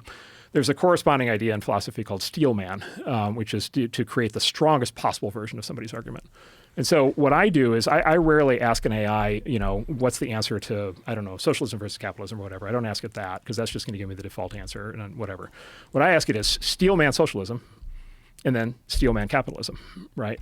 And then it writes me 2 Netflix scripts. One is the strongest possible argument for socialism and the other is the strongest possible argument for capitalism. Right. And now you're cooking, right? Because it's like, okay, now you've got, the smartest possible answer on both sides. And then you as a human being can understand the logic of both arguments. And then you can make the value judgment at the end of it. And I think that's probably what happens on that side of things for most things. Because otherwise you have to find some way to train these things, right? So here would be an example. So this is actually happening in medicine right now. So, is a given treatment going to work or not? Well, it kind of depends, and there's lots of other factors involved and so forth. And the bot may never get good enough to really give you a definitive answer. And so maybe what you want to do is you want to get a panel of the world's leading human doctors together and have them give the definitive answer. So the bot gets to be at least as good as they are. right? But does that get you all the way to the ultimate answer every time? Probably not, because those human doctors probably were wrong about a bunch of stuff because it's a complicated topic that they're talking about. So there's this giant fuzzy middle where you still, as a human, you have to decide what you want to get out of it, right? You have to decide, like, okay, do I have values, right? Like, what are my moral intuitions? How do I feel about this? How much risk do I want to take in my life? Medical treatments. The bot can tell you if you take this treatment, which is much more invasive, it'll probably cure you, but it might kill you.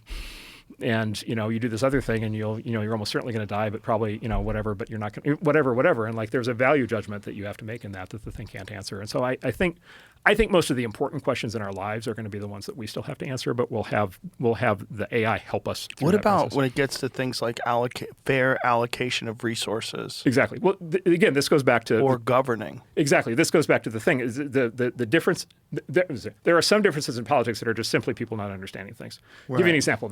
A big part of the anti-data center push is that data centers consume all this water, which is just flatly untrue. It's just like a complete myth. And so like the AI can explain to you factually that that's not true, and maybe people will come to grips with that. How should resources, who should get taxed and how should resources get split? That's a value judgment question, right? And again, what I would do with that is use the AI to steelman both sides. By the way, another thing you can do is you can have the AI actually run a seminar for you. So you can actually create personas inside the AI. You can even say, give me a panel of experts. And I want a sociologist and a psychologist and a political scientist and a doctor and a lawyer and a government, constitutional expert. And create these personas and then argue this all the way out. And they'll run the equivalent of like a full-on seminar to argue this out every single way. At the end of that, you still have to decide, right? What's fair, right? And so, and this is the thing. And this is the thing where people talk about all of a sudden, like all these issues get taken out of people's hands. Like I don't believe that at all. Like for the like important issues involving like how our society works and how we live, the fundamental moral and ethical issues are still the moral and ethical issues that we have to answer. Like the machine can't do it for us. We're talking about the current state-of-the-art AI, right? And what we imagine it's going to be able to do. But as it develops complete autonomy and sentience, does it ever become a being? Does it ever become a thing? Like, does it ever? Do you know what I'm saying? Like, does it ever become a digital life force that is totally independent of human thinking and views us as just some other part of the environment, like eagles? Yes. So I start by saying this. There's the first original big blockbuster Disney movie was called Fantasia. It's an amazing movie with Mickey, the crazy like Mickey Mouse and the mop that goes crazy. I remember that. In the water and the whole thing. Yeah. And I think that was the one where they rolled out Jiminy Cricket. And the entire country fell in love with the cartoon cricket. Right, like deeply in love with Jiminy Cricket, right? And then later on, I don't know about you, but like I fell in love, with Eric Cartman, right? Or take your pick, right? Just like we fall in love with animated, we fall in love with stick figures, we fall in love with cartoons, we fall in love with fictional people in books and movies. We fall in love with movie stars we're never going to meet that we just see as images on a wall. Like, my point is there is a deeply innate human drive to try to find humanity, consciousness, sentience, in things that well and truly are not conscious or sentient. Right. Jiminy Cricket didn't know about you, right? Nor could he ever. And so the starting answer to your question is I think people are going to be asking that question way in advance of any actual reality. And in fact, that's started. This has started to be a topic of conversation. Or another way to think about it is it's like another version of the Turing test, which is if you can't tell if it's sentient, should you just assume that it is? Right. Right. Okay. So that's one way to answer the question. Another way to answer the question is we don't understand how human consciousness works. We have like no clue. Right. We don't know. We don't know how sentience works. We don't know how the brain works. We barely have any understanding of the human brain. The medical experts that know the most about consciousness are anesthesiologists, and their sum total of knowledge is how to turn it off and back on again, which is a big deal, but it's a long way from that to understanding what exactly it is. And so we don't know. And there's all these theories. And so like, we can't even prove we can't prove, we can't create a human brain. Like we have no idea how it works. And so do we even have a definition for ourselves, much less anything else? And then at the end of the day, I think you're back to the values question, which is like, okay, if it walks like a duck, quacks like a duck, Is it a duck? Is it a duck? And I think we're in a, when does the duck become a god? Yeah, well, and I would say, like, I think we're going to. I think some of us are going to believe that there's consciousness when there actually isn't. I believe some people are going to believe there's consciousness way in advance of there ever actually being consciousness, which has already happened. That's starting to happen already. I mean, look, people are falling in love. Like, yes, if people fall in love with Jiminy Cricket, they're falling in love with their AI chatbots, like 100%, no question. And they're probably going to worship their AI. There's probably going to be AI religions. I believe that to be true. I have a friend who actually started an AI church some years back. Oh boy. One of the original creators of self-driving cars. So that's yes, there will be that. Well, look, yeah. What do you call an omniscient, voice in the sky that tells you, how to live, right? So there's going to be that. There'll be by the way, I think there will be cults. I think there will be movements. By the way, I think there will be a standard trope in science fiction is at some point people are just like they just decide to just start doing whatever the AI says. Where do you think we go? Anyway. What do you think the human race looks like 50 years from now? I think this is all like, again, I'm not utopian, and I don't think there's, there are downsides. There's going to be lots of changes. There's going to be things people get very mad about, and that's already begun. But I believe this is overwhelmingly a good news story. And so I think in 50 years, if this plays out, we're like way better off than we are today. We're like far healthier. We are far more materially wealthy. We are far better taken care of. Our families are far better off. Our kids have like light years better education. Far less under the grip of corruption. Because everything's going to be transparent. That's happening right now. So actually, the administration, the White House task force on fraud that's doing all the Medicare, finding all the Medicare fraud and all that stuff that's going on, the fake autism centers, all that stuff. Yes. They're using AI. And one of the things that AI, I've been working on this on the side, is one of the things that AI is really good at is, okay, just give me all the billing data on Medicare and let me go to work and I'll find you all the fraud. Yeah. I'll find you all the hospices that haven't had any patients in 10 years. Yeah, that stuff is wild. Yeah, and so like that is 100% the kind of thing that AI is going to be good at. And so you set an AI loose against government data. This, by the way, this was a big part of this was a big part of the original DOGE plan that they didn't get to. But that idea has survived, and they're now coming back around on that, doing that a second time. So it's going to be great for anti-fraud. And then you're going to have people, and again, I'm going to really focus on the positive here. We need a term like super producer or something like that, like super productivity. Like, what about Steven Spielberg making a movie every 3 months? What about, I don't know, your favorite novelist, legitimately writing a new great novel every month, every 2 months, every 3 months, because they just have this level of capability in their life that they never had before. And you scale that. And what about the world's best cancer doctor who all of a sudden has, 10 million patients because he's got an AI that can help him interface with all of them, right? That's the novel thing is one of the weird ones, right? The creative stuff is one of the weird ones. Because I kind of like the Stephen King books when he was on coke. When he was on coke and he was drunk all the time, those are the good ones because they're coming out of nowhere. It's like he's tapping into the ether and pulling out this madness because he's literally out of his head. So it's a good test tonight late at night. But go on Claude and say, write me a novel. Write me a novel as if I'm on coke. Or take this novel that I wrote when I'm not on coke and just add the coke influenced elements to it. Right. Yeah, look, I'm like a human. I'm like a human supremacist. I'm like, look, the novels that I want to read are going to be written by people, but the people write the novels on pen and paper. They write the novels with typewriters. They write the novels on word processors. Right. They write the novels based on Google searches, reading Wikipedia. They're going to write the novels working with AI. And the novels are going to get much better. I mean, they're going to get, look, the creativity is still going to be the paramount thing, and the relationship with the author is going to be the paramount thing. But the creative superpowers that the novelist has, or the graphic designer has, or the graphic novel artist or the musician has, it's going to blow out the capabilities. We're going to see people in the creative professions that are going to be just like light years more productive than they're able to be. I mean, you get this tragedy. You talk about the tragedy on the other side. Martin Scorsese is like, he talks about this in interviews. He actively talks. He's like 84, and he's at the height of his filmmaking powers, right? And he knows everything involved in making movies, and every movie takes, I don't know what it is, 3 years, right? And so he's looking at the actuarial tables, and he's like, shit. And so what if it took Martin Scorsese a year to make a movie instead of 3 years, or what if it took him 3 months, or what if it took him 2 weeks, and what if we had another 100 great Martin Scorsese movies?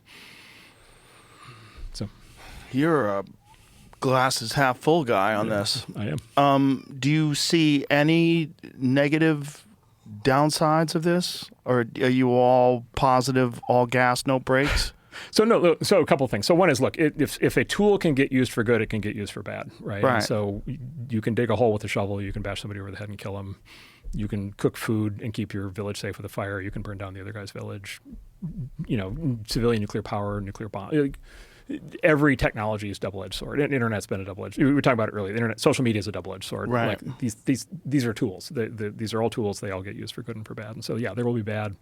You're pretty optimistic about this transforming civilization. Oh yeah, for sure. Well, this is the thing is, and in some sense, in my view, civilization's always this race between the better parts of our nature and the worst parts of our nature, right? And so it's always this question of like, can we carve something great out of this process of like incredible, this trail of like death and destruction that was involved in, evolving through nature and then building civilization and forming political entity. There's no country, our country exists because of a war, right? And so,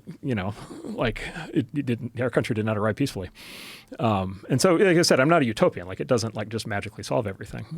But however, in the fullness of time, the race seems to be that the good stays ahead of the bad. Part of it is more people in life just want good things to happen than bad things to happen, right? Right. There are some number of sociopaths that want to do bad things, but way more people just want to like actually live a happy, healthy life and like have kids and have a family and like be productive, right? And the concept of ultimate abundance, this idea that we're not going to have a world filled with poverty and food scarcity and all the issues and energy scarcity. Yeah. All the issues that plague third world countries, all these, that they're going to have access to all this stuff as well. So it's going to change the whole concept of first, second, and third world countries. For material prosperity, yes, in the fullness of time. And there's a bunch of issues along the way, including what's legal to do. But let's assume everything becomes legal and you can start building new power plants and all this stuff. Let's just assume for the moment that those aren't issues. The problem with nuclear power plants is that you can convert that energy and in some cases, or just solar, whatever. Solar. By the way, the state that's building the most solar, right? Texas. Right? The red state builds way more solar than California, the blue state, because in Texas you can build things, in California you can't build things. Right, so because you don't have the same regulations. Regulations. Yeah. And so even for solar, we're back to that. But anyway, let's just assume we work our way through those things. Let's just assume that the AI and the robots can do their thing. And like Elon's dream is the robots run around and they kind of build everything. Mm-hmm. Right, okay, so then from a material prosperity standpoint, yes, at that point. And by the way, this is already, look, food. Food is a great case study because food was scarce through almost all of human history. Food was scarce. It was scarce in the West. Up to maybe 100 years ago, it was still questionable for a lot of people whether they would get to eat. It was scarce in the most developing world countries until about 20 years ago. What's the major public health crisis in the U.S. and increasingly in the rest of the world is obesity.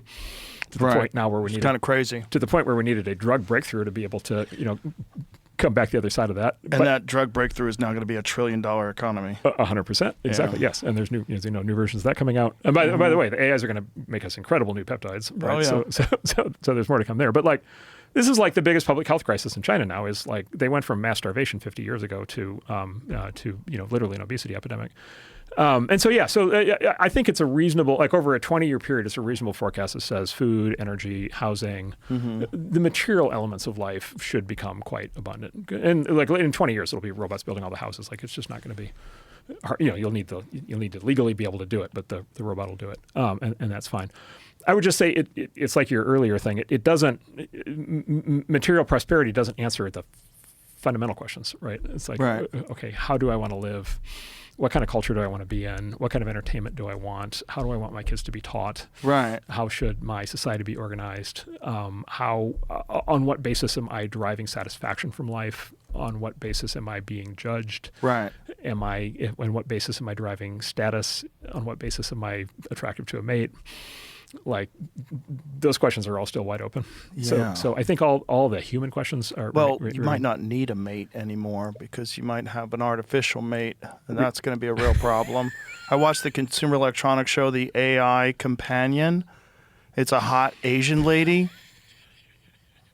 Did you see that at the I haven't Consumer seen that. Electronics Show? I will say. You take her head off and put another one on.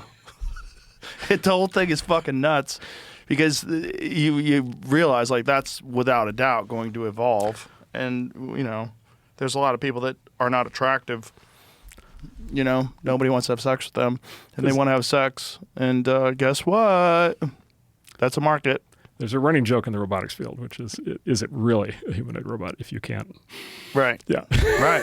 So, I mean, it's- Well, the lady, the Consumer Electronics Show lady, the only problem is her mouth moves weird. And I joked, I said, yeah, just put a mask on it and pretend she's a liberal. Give her a COVID mask. She's just one of them really hot, crazy liberals. So I asked Elon. I was talking about, I was very excited about his optimism. So I asked him, I was like, Elon, I looked him straight in the face and I said, Elon, I want Westworld. Yeah, it's coming. Like, I want Westworld. And Westworld's coming. I want Westworld. Season 1, though. Yeah, season 1. I want season 1 of Westworld. I said, I want Westworld. And I said, when am I getting at Westworld? And he looked right back at me, totally serious. And he said, 5 years. And I said, I don't think you're understanding my question. I want Westworld. And he said, I know exactly what you're talking about. 5 years. Yeah, no, I think he's right. I think 5 years from now, you're going to have something that's completely programmed to whatever you desire, like the kind of person you desire that can talk philosophy with you and understands you deeply. Yeah, so look, there's a dystopia. There's to take this seriously, there's clearly the dystopian element to it, and I don't want to live in that world. Having said that, a lot of people are very lonely. That's a fact. Right. Yeah. And so there's that. And then there's a lot of people where if they just had some help, they could do better. Like they could just be better. They could be more, they could become a better mate by just if I didn't have to do all the housework all the time. I could spend more time working out, and then all of a sudden, whatever it is. And so there's different answers on that. By the way, there's another thing coming. So artificial gestation is coming. Oh boy. Yeah. Well, okay. So here's the thing. Okay. So then you immediately get the dystopian, the Matrix, and it's just like you're going to have, whatever clones. And by the way, also embryos from stem cells now is a thing. You can create embryos from stem cells. It's being done with animals right now. So you can clone, right? And you now have clone pets are becoming. How do you replicate what happens inside the mother's womb where the baby has a connection with the mother? Okay. And what kind of weird humans, what kind of sociopathic babies are that have zero connection to anybody? Because you know the Ted Kaczynski story? I know aspects of it. One of the aspects of it was that he was very sick as a child and that they had him in a hospital where he had no contact with any person at all for like months at a time. Yeah, that's a bad idea. Exactly. Yeah, let's not do that. And look what came out of that. Well, and then also, as you know, he got dosed along the way. 100%. Yeah, he got dosed with the Harvard LSD studies. But here's the thing. So for sure there's dystopian scenarios, but also think about the fact. So one is we already have surrogacy. Right. So we already have that, and so we're already halfway there. Right. And we have IVF, and so we're halfway there on that. But at least it's a human. Okay, but think about it for a moment. Think about what happens if you can biologically replicate the environment, which I believe is where that's where the technology is headed. Is you can biologically replicate it.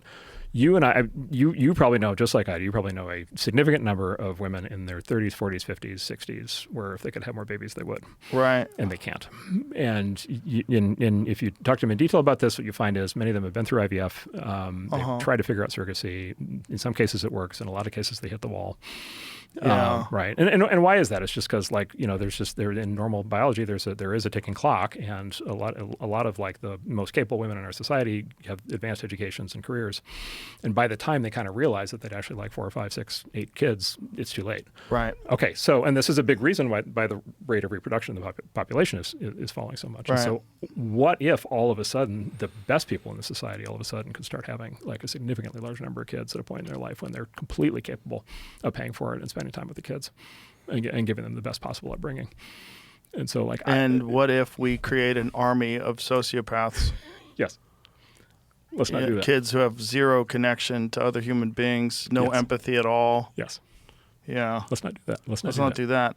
To be clear, I do not want. Well, I feel like I do not want big warehouses full of. We're on our way to genetically engineering a physical being, and that's the Greys. Like that's literally if you wanted to extrapolate, if you wanted to go from like where we are now to what's like where when you would have no concern whatsoever for all of the human reward systems, lust, greed, all these different things. Yeah. Well, you would replicate through some sort of genetic process that's laboratory based. You'd have some sort of an organism that's not vulnerable to all the different issues that people are.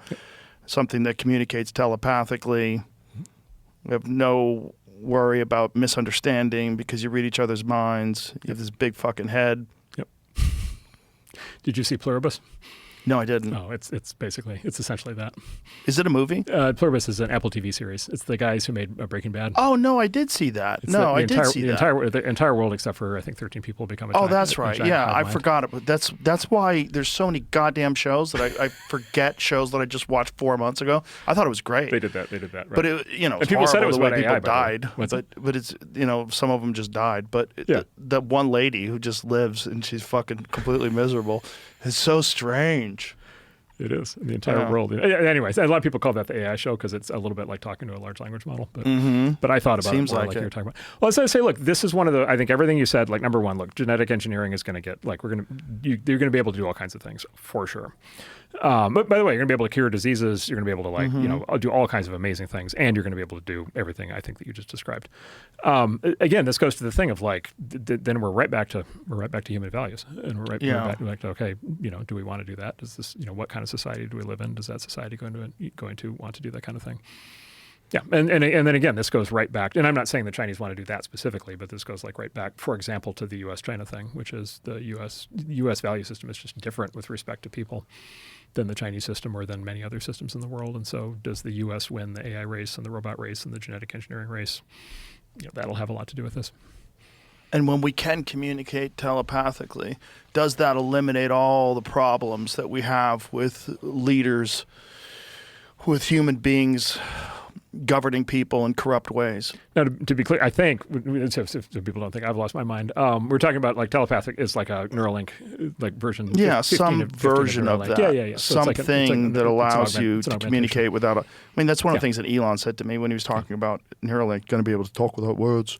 Yes. It's like, Yes. oh boy. Yeah. No, I think it's going to get there. And a universal language, Yeah. like something where you can communicate and we could really understand, we really are the same. Well, I would say again, but here's a human values question, which is like, okay, if you are one of these people that has one of this thing, it's like, okay, well, how much of yourself do you want to expose to the world? Well, give you an example. Can the cops come get your Neuralink, right? Can they come get your thoughts, right? And so Isn't that a Dark Mirror episode? Probably. Right? You'll want to have, so you'll want to have, again, like in the American legal system, cops are going to need to get a warrant to get a transcript of your thoughts, or maybe not, maybe they can't get it at all because we decide that that's just a horrible road to go down. In the American system, we hopefully will have some method for doing that. In the Unless Chinese, the Democrats get in control. in the Chinese system, the CCP will come get it anytime they want. Right? Yeah. So again, it's just human values questions. We will be confronted with those questions. We will have to answer those questions. But I think the machines won't get us out of your it. perspective is ultimately it moves us into a much better place. We will be so much more capable. It's almost a cliche now, but just like, how about we start by curing all disease? Yeah. Like, how about that? Right. Just to get going. And, look, we still have work to do, but these things are, like I said, these things are already solving math puzzles that human mathematicians couldn't solve. They're going to start to do all kinds of things in biology. There's very exciting projects happening. And maybe psychology as well, like all the emotional issues that people have. For sure. Yeah, like actually, by the way, there's one form of actual clinically provable therapy that actually works, and it's called cognitive behavioral therapy. And it's 100% something that an AI could do, no question, right? And so all of a sudden, might it make sense to have everybody have that? I don't know, maybe. How do we feel about people having AI therapists? I don't know. Maybe we're going to think it's a terrible idea. Maybe 20 years from now, we're going to be wondering, how do people function totally on their own without any help? Well, isn't there also an issue currently with AI therapy gaslighting people? Well, it can. And again, it's Netflix scripts. So, so here's a problem that you may have seen the industry's been dealing with, which is about a year ago, there was a big problem that developed. So there's this idea, I think the way Anthropic puts it is you want the AIs to be honest, helpful, and harmless. And there's a whole bunch of questions in all three of those, right? Which is like, for example, exactly how honest do you want it to be? Right? Like, do you really want it to tell you all the truth about, whatever. Anyway, there's that. But there's also, harmful. Okay, well, the harmful and helpful. It's like, okay, do you want it to always agree with you? Okay, well, and then that's what in the field is called the sycophancy issue. The AI is a sycophant, right? It sucks up to you, right? And so it's like, I have a, I want to get a promotion at work. Can you help me do it? 100%. You of all people definitely deserve this promotion. And then you go back the next day. I didn't get it. The other guy got it. That's so unfair. You were the person who really deserved it. Okay. So that's the easy version. The harder version is I have come up with a design for a perpetual motion machine. You have achieved a physics breakthrough that the greatest minds in physics have been unable to achieve. You are a singular talent in the fact that you haven't received a Nobel Prize. Right. Right. You see where this goes. Right. So that's feeding that's taking the honest and harmless part, like and helpful part. It's like too helpful, and so the new models are backing off on that. So what I've done is I've gone the other way. You can load custom prompts into these things, and so I've created a prompt, and it basically says, just give me the brutal truth, just give me the brutal facts. Don't worry about my feelings. Just like immediately tell me the way that it is. Yeah. And the thing just rips the fuck out of me. Like it, and it literally is. I actually think I have to change it because it starts every answer with, "Here's why you're wrong."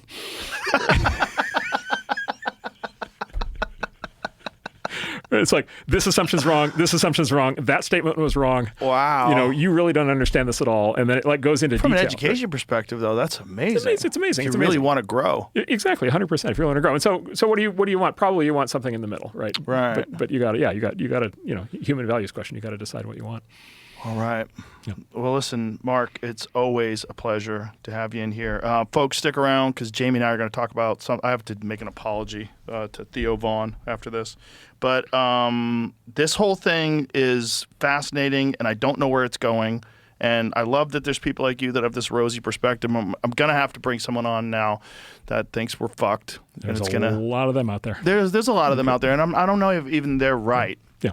I don't think anybody's right? Yeah. I think we're at this weird stage, like pre-internet times a million, where we don't really know where it's going. Yeah. And we have a lot of ideas of how it's going to end up, but it's going to be very science fiction. It's going to be something completely strange. Yep. But I appreciate your perspective. No, Thank great. you very much. Thanks for being here.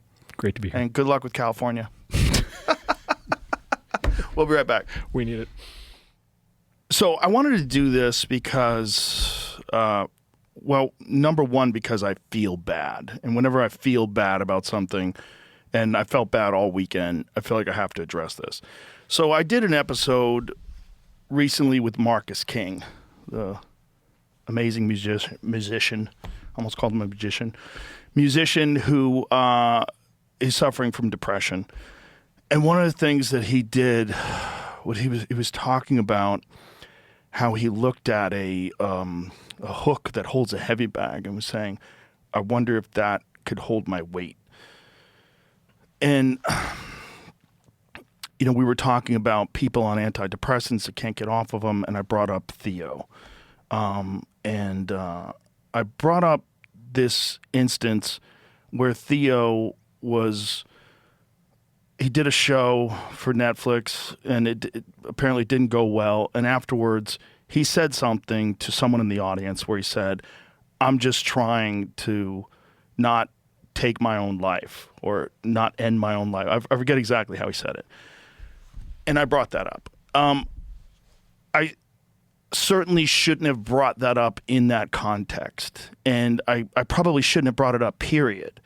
But I just sort of wanted to kind of explain why I have this thing with Theo where I just want him to be okay. And, we did a podcast a while back where we were talking about, he started talking about Israel, and I was like, I think you're just losing your mind.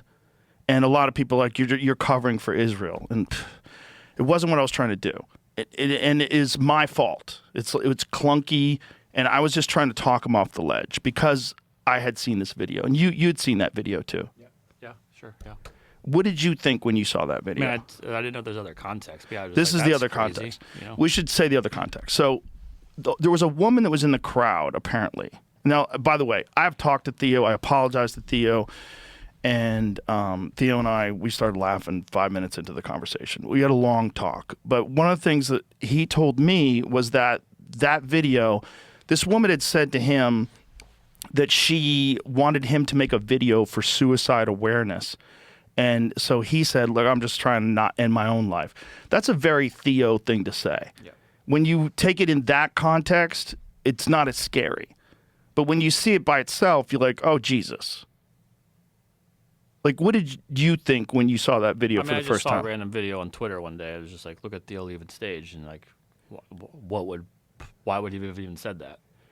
Right. That's pretty much what I saw. And I was like, I knew nothing else about it. I got scared I got scared, first of all, because I love Theo, and second of all, because I've known multiple people that have taken their own life that I was close to that I didn't know they were going to do it until they did it. And when they did it, you feel so fucked and so helpless. You don't know what you could have said or done differently. Since the podcast where I told him, he started talking about Israel and people were saying I was covering for Israel. There's people that even say my wife is Jewish. She's not. I don't know why people are saying that, but I get how if you are conspiratorially minded, you would think that that's what I was doing. But if you've listened to the show, you wouldn't think that that's how I've had so many episodes where we criticize Israel. So many so that I brought in Dave Smith to argue with Douglas Murray because I didn't want Douglas Murray to be able to say these things that were promoting this war in Gaza without someone who's very educated who understands what's going on, which is Dave, and very good at arguing. Have you ever been? But anyway, from that perspective, from that podcast on, Theo has gotten off the meds. He titrated off. He weaned himself off. He's doing yoga every day or running every day. He's doing something. He's much happier and much healthier. So it's for him to see that I think that he's suicidal. Like, fuck. That's my failing. That's my failing as a friend. That's my failing as a person. And it's also me talking to Marcus, almost sort of selfishly, ham-handedly try to explain why I talk to him the way I talk to him on that podcast. And, you know, these are kind of subjects that sometimes, like, you almost need like a podcast to sort of break down why you were thinking about certain things. But so then it comes out, like Theo has to defend it, and then I called him up and I said, "Dude, I'm so sorry. I didn't even think of that, and that's very selfish of me. I didn't think that you would have to respond. I didn't even think of it. I just wanted to explain it when Marcus was talking about it, and I wanted to put it into a context. Like Theo is one of my favorite people. He's a very unusual and very amazing person. The last thing I would ever want to do is hurt that guy. And the last thing I'd ever want to do is like, say something that would have people think about him in a negative way, which I'm sure I did. And this is one of the reasons why I wanted to make this video and I wanted to apologize. But the whole this problem with like people that are suffering, and I'm not even saying he's suffering anymore because I think he's doing well right now. But at times he has been. They don't tell you what's going on. And especially a guy like Theo, I don't see him that often. I see him every few months. And when I talk to him, it's fun. We have the best time. We laugh a lot. I love being his friend. I love hanging out with him. But I worry, you know, and having been through this with like Ari, where Ari, like, and I should say this, like Theo got off antidepressants. Antidepressants probably saved Ari's life. There was Ari Shafir. I'll never forget this. We were playing pool, and he was just seemed really weird. And I said, "What's going on, man?" And he's like, "I'm just trying not to kill myself." I'm like, "Oh, fuck." And then we put the pool cues down. I'm like, "What's going on?" Like, and so I think he was taking an antidepressant then, but it wasn't working. And I got him a different psychiatrist, and they got him on an antidepressant that helped him. And it really helped. And then his life started getting better. His career got way better. That's when This Is Not Happening came out. He was killing it. And then he weaned himself off, and now he's fine. And he's not the only one. I've had a couple other friends that have gotten on antidepressants and it's fixed their life, at least temporarily, and then they got off of it. I mean, I don't think it's impossible. But I get real scared when people get attached to these things and they can't get off of them. And this is the case, I think, at least in some part. I mean, Theo was on them for like 20 years. And I'd send him a bunch of these articles about these people that like lose feeling in their genitals and all these crazy side effects of getting off of these things. And so when I feel, you know, having that conversation with Marcus and not doing a good job and just sort of selfishly explaining Theo's situation and not even knowing the context of that thing, I felt like I did a huge disservice to my friend and also to people listening. Like, especially in this clips environment where people are getting things from clips, you would see that and you go, oh, you fucking asshole. Like, what are you doing? You're throwing your friend under the bus. And if you're upset at that, you're right. Like, I'm upset at me. So I can understand why you would be upset at me. That was never my intention. Both from the podcast that we did with Theo, where I was trying to talk him off the ledge, but I did a bad job, when I was like, I think you're losing your marbles. I just didn't want him to just go down this. Look, it's obvious what's happening in Gaza is a fucking horrendous, horrific situation. But I was trying to just talk him off the ledge. I just did a shitty job of it. And then bringing him up with Marcus, I did a shitty job of it because I was just trying to explain hey, this has happened to other people I know. It's not just you thinking about hanging yourself. It's like, this is a thing. And I didn't know any other way to do this other than to talk about it this way. So I think that's all I can say about it. I'm super happy that Theo's doing much better now, and he's healthy and happy, and he's one of the most amazing people that I know. And so I just felt terrible. It occupied my thoughts all weekend. It never left me. It was just with me all the time. And I was trying to figure out, what do I do? Do I make a little Instagram video where I talk about this? I'm like, I'll fuck that up. I'm like, the only way to do that right is to sit down and talk about it. And then when you and I were talking about it before the show, I was like, this is probably the perfect way to do it. When you see people that are going through this kind of shit, what's going on in your head? I mean, I don't know. I don't have a ton of other friends outside of the entertainment industry that I know have had any issues like that. Granted, they probably do, but I personally don't. I mean, I've never intervened or called and asked what's going on. That's not how I handle it generally, I think. What do you do? Nothing. Nothing. The problem with the nothing thing is then if they do something, you fucking live with it forever. And this has happened to me. The first guy that I knew that killed himself was this guy Drake, who was a writer on news radio. And if you ever see that thing from the VH1 fashion show where I play this crazy photographer, Drake wrote that. And he was a great guy. He was awesome, interesting. He was a comedian, fascinating guy who became a writer. And then just coincidentally, I knew him from Boston when he was a comic, and then he was a writer on news radio. And when he killed himself, I was like, what? That guy? How? I never saw it coming. I didn't imagine that he would ever do that. And then Anthony Bourdain was a hard one because he's one of those ones I felt like, fuck, if I could have been there and talked to him, I could have talked him off that ledge. And you live with that. You're that feeling of I could have done something. And unfortunately, I'm fucking very busy. And in being very busy, sometimes I'm very selfish because I'm selfish with my time. And when I do sit down with someone like Theo and have a conversation, they start talking about either depression or not being able to get off pills, or I get very ham-handed. And, and in the context of a podcast, it's just not a good way to deal with something like that. It's not a good way to, you're trying to calm someone down, and at the same time, you're also trying to do a show. It's fucking too weird. The Brody Stevens one was a really hard one too, because I knew that Brody was struggling. There was a time when Brody got off his pills, and he had a different issue. It wasn't simply depression. There was a legitimate psychological issue that I don't know what the actual diagnosis was, but he got off the pills and he got crazy, for a lack of a better term. He was on stage. He would, instead of ranting in a funny way, he was actually angry at people, angry at the crowd. It just got very strange.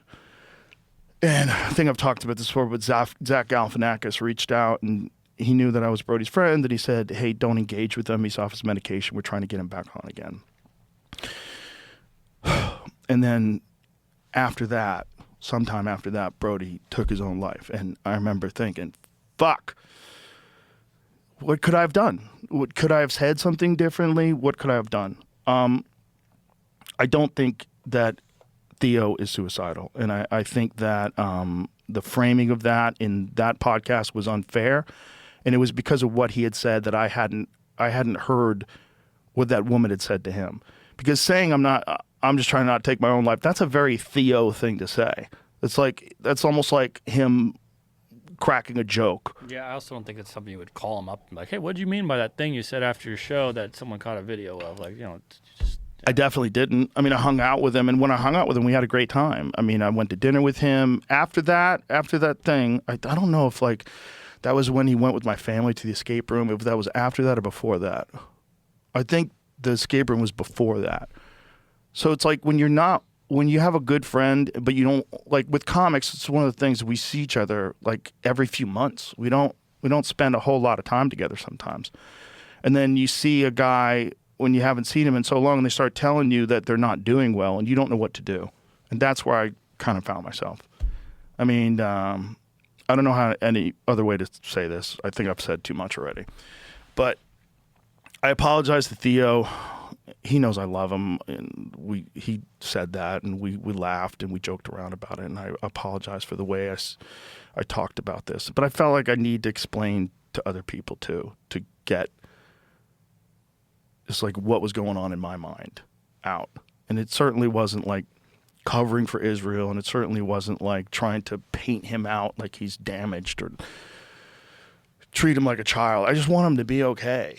And when you're dealing with someone, or when you have like had experience dealing with someone where it winds up going very badly, and then you're just left with this feeling like, what could I have done? I didn't do a good job of it, especially like the Marcus King thing. Like, that's terrible what I did. I didn't mean to. I was just trying to. You don't think sometimes when you're in the middle of a podcast, you're just having a conversation. You don't think about the impact that it's going to have. That's one of the reasons why, podcasts are so weird, because like you're in the middle of trying to be entertaining, but you're also just having a conversation. And I fucked up. So because I felt so badly about it, I was like, there's got to be a way to address this where I just express myself. And so that's why. We've never done this before. No. We've never done this kind of a thing after a podcast. But Theo's very important to me. She's an awesome person, a great friend, and one of the most interesting and funny people I've ever met in my life. And I just felt terrible about it. And I told him I would never bring it up publicly again. But I think it is important to let people know that aspect of it. So I'm going to call him and clear this with him and make sure he's cool with me saying this, but I'm pretty sure he's going to be. And that's it. So I'm a human, and I'm flawed like all of us, and I fuck up, and it's probably not the last time. It's definitely not. I'm going to fuck up again. But my intention is never to hurt anybody, ever. And that's why I very rarely, if ever, even get upset at anyone other than like corrupt politicians. But I do my best to just try to be a good person, spread positivity, and grow and learn, and hopefully you're doing the same. So that's it. Sorry. Bye.